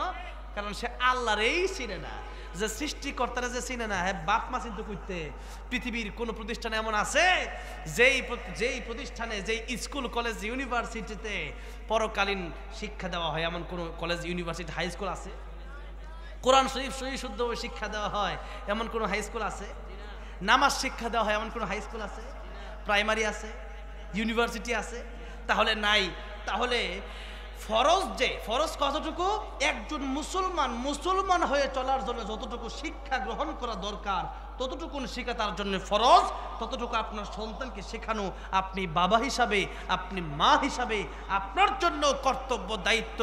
এখন আপনি স্কুলে পড়াইলেন, কলেজে পড়াইলেন, ভার্সিটিতে পড়াইলেন, আপনি জীবনভর সেখানে 30-40 বছর পর্যন্ত পড়াইলেন, কিন্তু এইগুলা শিখতে যেমন উজুর ফরজ, গোসলের ফরজ অনেকে জানে না। উজুর ফরজ, গোসলের ফরজ 3টা, উজুর ফরজ 4টা, জানেই না। নামাজ পড়বো কি হারাম লইয়া নাপাক অবস্থায় গেছে গা, প্রস্তাব করে ঢিলা লইতে কেমনে জানে? আল্লাহর নবী একদিন 2টা কবরের পাশে দিয়ে হেঁটে যাচ্ছেন। আল্লাহর নবী বললেন 2টা কবরে আযাব হচ্ছে। 2টা কারণে 2টা কবরে আযাব হয়। কয়টা কারণে? 2 কারণে, 2 জনের কবরে, মানে এক একজনের কবরে এক একটা কারণে। জিনিসটা বড় সামান্য, গুনাহটা বড়, দেখতে বড় সামান্য, কিন্তু আযাবটা হয় কবরের সবচেয়ে ভয়ঙ্কর আযাব। 1 নম্বরে আল্লাহর নবী, বিশ্ব নবী রাহমাতুল লিল আলামিন বলেন, প্রস্রাবের ছিটা থেকে বাঁচত না অথবা ঢিলা লইতো না, যে কোনো একটা হতে পারে। যে প্রস্রাব করার পরে অনেক সময় 1 মিনিট 2 মিনিট, কারো 30 সেকেন্ড, পুরুষদের পেশ মানে সামনের ফানি বের হইতে পারে, তো সেই জন্য টিস্যু নেওয়ার দরকার আছে না নাই? আর অনেকেই টিস্যু লো না কোনো রকম, এর পরে বের হয়ে আসার পরে আপনি কল্পনা ঠিকই করতে পারবেন এটা যে আপনার পেশাবটা আপনার বের হচ্ছে। তো সেই জন্য এই নাপাকি থাকার কারণে। আবার আরেকটা হচ্ছে যে প্রস্রাব যখন মানুষ করে তখন সিটা গায়ে লাগে আইসা, অনেক সময় পায়ে, অনেক সময় জামায় সিটাগুলো লাগার কারণে কবরের সবচেয়ে কঠিন অন্যতম আযাবের মধ্যে একটা আযাব হবে এই প্রস্রাবের সিটা থেকে অথবা নাপাকি থেকে না বাঁচার কারণে। নাপাকি থেকে না বাঁচার, এটাকে আমরা একবারে সাধারণ মনে করি, যেরকম ঠিক না বেটে। আরেকটা হইল নবী বলেন যে আরেকজন চুগল করছিল, একজনের কথা আরেকজনের কাছে গিয়ে লাগাইতো। এরকম লোক বুঝে আমাদের দেশে নাই, নিজের চিন্তা নাই, আরেকজনের মাথা কামানি অনেক বেশি, যেরকম ঠিক না বেশি। অথচ আল্লাহ নবী বলেন আল কাইসু মান দানা নাফসাহু ওয়া আমিলা লিমা বাদাল মাউত। প্রকৃত জ্ঞানী ওই ব্যক্তি যে ব্যক্তি তার নিজেকে নিয়ে চিন্তা করে, পরকালীন জগতের জন্য আমল করে নেয়। আজকে নিজের জন্য আমরা চিন্তা করি না, আরেকজনের লিয়ে খুব মাথা কামাই। অথচ বলা হয়েছে মুতু ক্বাবলা আন তামুতু, মরার আগে তোমরা মরো। মরার আগে মরবেন কেমনে? মরার আগে মরবেন না হলে একটু চিন্তা, চোখটা বন্ধ করে চিন্তা করেন যে এই মুহূর্তে যদি আমি মরে যাই, আমার বদ আমল বেশি জীবনে করছি না নেক আমল বেশি করছি, একটু চিন্তা করে দেখেন। এটা হলো মরার আগে একটু মরে দেখেন, মানে মরার কল্পনা করেন। হ্যাঁ, নিজের হিসাব নিজে করো ভাইরা আমার, বাবাজিরা আমার। তাহলে দেখেন যেই কথা বলছিলাম, কোরআন শরীফ যদি না শিখে তাহলে আপনি জাহান্নাম থেকে বাঁচতে পারলেন না। নামাজ শিখা 7 বছর বয়সের আগেই নামাজ শিক্ষা দিতে হবে, এরপরে নামাজের হুকুম দিতে হবে। 10 বছর থেকে নামাজ পড়াই না পড়লে শাসন পর্যন্ত করতে হবে। কেন? যাতে করে সে নামাজি হয়, সেজন্য আল্লাহওয়ালা হয়, সেজন্য জান্নাতের পথের প্রতীক হয়। এই শিক্ষাটা কোথায় দেওয়া হয়? স্কুলে না মাদ্রাসায়? একজন মানুষের মনুষ্যত্ব, একজন মানুষ প্রকৃত মানুষ হতে পারে আল্লামাল কুরআন খালাকাল ইনসান। আল্লাহ বললেন আল্লামাল কুরআন খালাকাল ইনসান। আল্লাহ বলেন নাই খালাকাল ইনসান আল্লামাল কুরআন। আল্লাহ বলেন নাই যে আমি আল্লাহ মানুষ সৃষ্টি করলাম আর কোরআন শিক্ষা দিলাম। বিষয়টা এমন নয়, বরং কোরআন শিখেছে যারা সত্যিকারের মানুষ হয়ে গেল তারা। তাহলে কোরআন যদি আমরা না শিখি তাহলে এই জীবনের কোনো দাম নাই। কোরআন যদি আমার কলবে না ঢোকে তাহলে সবচেয়ে নিকৃষ্ট হয়ে যাব। এই জন্যে কোরআন আমাদেরকেও শিখতে হবে, সন্তানদেরকেও কোরআন শরীফ শিখাতে হবে। কোরআন শেখানোর মাধ্যমে আপনিও জান্নাতে যেতে পারবেন, আপনার সন্তানকেও জাহান্নাম থেকে বাঁচিয়ে জান্নাতে নিয়ে যাওয়া সম্ভব হবে। অন্যথায় কোরআন এবং সুন্নাহ ছাড়া জান্নাতে যাওয়ার কোনো সিস্টেম। আরেকটা উদাহরণ দেই, যেমন মনে করেন যে বিয়ে করা, এটা হলো বিয়ে করার পরে সন্তান হলে বৈধ, আর বিয়ে ছাড়া সন্তান হলে অবৈধ। এই বিষয়টা এটা কি স্কুলের কোনো পাঠ্যপুস্তকে শিক্ষা দেওয়া হয়? স্কুলের কোনো পাঠ্যপুস্তকে শিক্ষা দেওয়া হয় না। সুদ খাওয়া হারাম, এই কথাটা কি ইসলামী কোনো পুস্তকে কোনো বইয়ে শিক্ষা দেওয়া হয়? শিক্ষা দেওয়া হয় না। ঘুষ খাওয়া হারাম, এই কথাটা কি স্কুলের কোনো বইয়ে শিক্ষা দেওয়া হয়? জাহান্নাম থেকে বাঁচা লাগবে, এই কথাটা কি স্কুলের কোনো বইয়ে শিক্ষা দেওয়া হয়? নামাজের কথা স্কুলের কোনো বইয়ে শিক্ষা দেওয়া হয়? এই সব শিক্ষা দেওয়া হয় কোথায়? মাদ্রাসায়। তাই মাদ্রাসার শিক্ষা যারা গ্রহণ করবে এরাই প্রকৃত সফল হবে, জাহান্নাম থেকে বাঁচবে, জান্নাতে যেতে পারবে। আর মাদ্রাসার শিক্ষা যদি আপনার সন্তানকে না দেন, এই না দেওয়ার কোনো কিয়ামতের মধ্যে সন্তান বলবে আল্লাহ আমার বাপের আগে জাহান্নামে দেন, আমার মাকে আগে জাহান্নামে দেন, তাদের বুকে পাড়া দিয়ে আমি জাহান্নামে যেতে চাই। ডাক্তার বানাইছে, ইঞ্জিনিয়ার বানাইছে, জজ উকিল ব্যারিস্টার বানাইছে, ওসিডিসি বানাইছে, সব বানাইতে পারলো। উজু গোসলের ফরজ এগুলা শিখতে মনে হয় বহু বছর লাগে। নামাজ শিখতে মনে হয় 10 বছর লাগে, 1 বছর লাগে, কয়েক মাসের ব্যাপার। 6 মাস 1 বছর হইলেই শিখা যায়, যেরকম ঠিক না বেঠিক? তাহলে প্রাইমারিতে পড়ান, হাই স্কুলে পড়ান, সেখানে আরেকটা হইল ইয়া আইয়ুহাল্লাযীনা আমানুত্তাকুল্লাহ, এটা আমার শেষ কথা, ওয়া কুনু মা'আস সাদিকিন, আল্লাহকে ভয় করো আর সৎ মানুষের সঙ্গী হও, ভালো মানুষের সঙ্গী হও। স্কুলে 5 ওয়াক্ত নামাজে জামাত হয়, হ্যাঁ, ভার্সিটিতে মনে হয় তাহাজ্জুদ পড়ে নাকি? তাইলে সেখানে এমনও আছে মদ গাঁজা খায়, সবাই খায় না, খায় এমনও কিছু আছে, সবাই বন্ধু বান্ধব যাবেন। তবে যেই কথাটা বলতে চায়, স্কুল কলেজ পড়লে পরে কি মানে 5 ওয়াক্ত নামাজের তাবেদারি সেখানে কি শেখানো হয়? এগুলো শেখানো যেহেতু হয় না, নামাজের জামাতও হয় না, সৎ মানুষের সঙ্গীও হওয়া যায় না। আর এখানে যদি কেউ উল্টাপাল্টা করতেও চায় তাও সাবধান, যে 10 জন করে না আমি করি কেমনে, যেরকম ঠিক না বেঠিক? সবাই নামাজ পড়ে আমি ছাড়ি কেমনে? তাই ছোট থেকেই যখন সৎ মানুষের সঙ্গ পায়, আলেমদের সোহবত পায়, তখন একটা সন্তান আস্তে আস্তে ছোট থেকেই আল্লাহওয়ালা হয়ে যায়। দামি হয়ে যায়, মুত্তাকি হয়ে যায়, পরহেজগার হয়ে যায়, জান্নাতের পথের প্রতীক হয়ে যায়। আর যখন নাকি ছোটোবেলায় আপনি দিয়ে দিচ্ছেন স্কুল, কলেজ, ইউনিভার্সিটিতে বা অথবা প্রাইমারি অথবা হাই স্কুল যেটাই বলেন, যখন দিলেন আপনি, দেওয়ার পরে নামাজ নাই, রোজা নাই, হ্যাঁ দেখাও নাই, হ্যাঁ করার প্রয়োজনই মনে করে নাই, তাহলে বর্তমানে আমি বলবো 95, 96, 97, 97% পর্যন্ত বলতে পারি যে বাবা মা নামাজ শিখাই নাই তাই সন্তান নামাজি হয় নাই, বাবা মা কোরআন শিখাই নাই তাই সে হালাল হারাম জানে না, বাবা মা কোরআন পড়ায় নাই তাই সে সত্যিকারের মানুষ হতে পারে। আর যদি আপনি নামাজ শিখাইতেন, কোরআন শিখাইতেন, মাদ্রাসায় পড়াইতেন, তাহলে আপনার দায়িত্ব থেকে আপনি মুক্তি পেয়ে যেতেন। আপনি বলতে পারতেন আল্লাহ আমি তো তাকে মাদ্রাসায় দিয়েছিলাম, পড়াইছি, নামাজ শিখাইছি, এরপরে সে পড়া আমার দোষ না। কিন্তু আপনি যদি না শেখান তাহলে কিয়ামতের হাদিস শরীফের ভিতরে আসছে প্রত্যেকের অধীনস্থদের ব্যাপারে প্রত্যেকের কাছে জিজ্ঞাসা করা হবে। তাহলে আপনাকে কিয়ামতের কঠিন ময়দানে কিন্তু জিজ্ঞাসা করা হবে তোমার সন্তান তুমি জন্ম দিছিলা, এরপরে কোরআন কেন শিখাও নাই, আল্লাহ কেন চিনাও নাই, এই প্রশ্ন আপনাকে করা হবে। আর এই প্রশ্ন থেকে বাঁচার জন্য এই মাদ্রাসা এখানে আছে, এখানে কোরআন সুন্নাহ শিখানোর জন্য তাদেরকে এখানে দিতে হবে। আপনাকে বলা হয় না হাফেজ বানান এবং আলেম মুফতি মুহাদ্দিস বানান, বলা হচ্ছে যে আপনি কমপক্ষে তার মুসলমান হয়ে বেঁচে থাকার জন্য ওযু, গোসল, নামাজ এরকম বিষয়গুলো কমপক্ষে শেখার জন্য মাদ্রাসায় 1টা বছর 2টা বছর হলেও পড়ার দরকার আছে না নাই? আছে। সেই জন্য এই মাদ্রাসায় সন্তানদেরকে দিবেন, এটা হচ্ছে 1 নম্বর কথা। 2 নম্বর কথা, নিজে যদি কোরআন না পারেন নিজে এসে হুজুর বয়স্ক কোরআন শিক্ষক হলে আমাদেরকে কোরআন আমাদেরকে শিখান, তো নিজেও জাহান্নাম থেকে বাঁচা হবে ইনশাআল্লাহ, সন্তানকেও বাঁচানো হবে। আর অনেকেই আছেন সন্তান নাই বা বড় হয়ে গেছে, এখন চাইলেও কোরআন শেখানো যায় না, কি করবেন? তাদেরকে কথা হচ্ছে যে একটা হাদিস নবী বলছেন কোন আলিমান আও মুতাআল্লিমান আও মুস্তামিআন আও মুহিব্বান, আবার এক জায়গায় আছে আও মুহিব্বান আও মুত্তাবিআন, যেটাই কোন যে আল্লাহ নবী বলছেন আলেম হও অথবা আলেমের ছাত্র হও অথবা আলেমের অনুসরণ করো, আলেমের কথা শোনো, নয়তো শেষ কথা হচ্ছে আলেমকে মুহাব্বত করো। আলেমকে মুহাব্বত করতে কোটি কোটি টাকা লাগে, আপনার টাকা পয়সা বেশি নাই।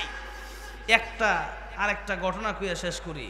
আল্লাহ নবী বলেন কিয়ামতের ময়দানে একজন মানুষ জান্নাতে যায় আর একজন জাহান্নামে যায়। তো যে ব্যক্তি জাহান্নামে যায় আল্লাহ বলবেন ফেরেশতা তাকে ওই আলেমের সামনে দিয়ে নিয়ে যাও, দুনিয়াতে আলেমকে একটু সাহায্য করছিল। কি সাহায্য? দুনিয়ায় মরুভূমির ভিতরে ওই আলেম বিপদে পড়ছে, পানির যন্ত্রণায় ছটফট করতেছে, আর ওই ব্যক্তির কাছে দুনিয়াতে 1 গ্লাস পানি ছিল, যে ব্যক্তি কিয়ামতের মধ্যে জাহান্নাম তার জন্য রেডি হয়ে গেছে।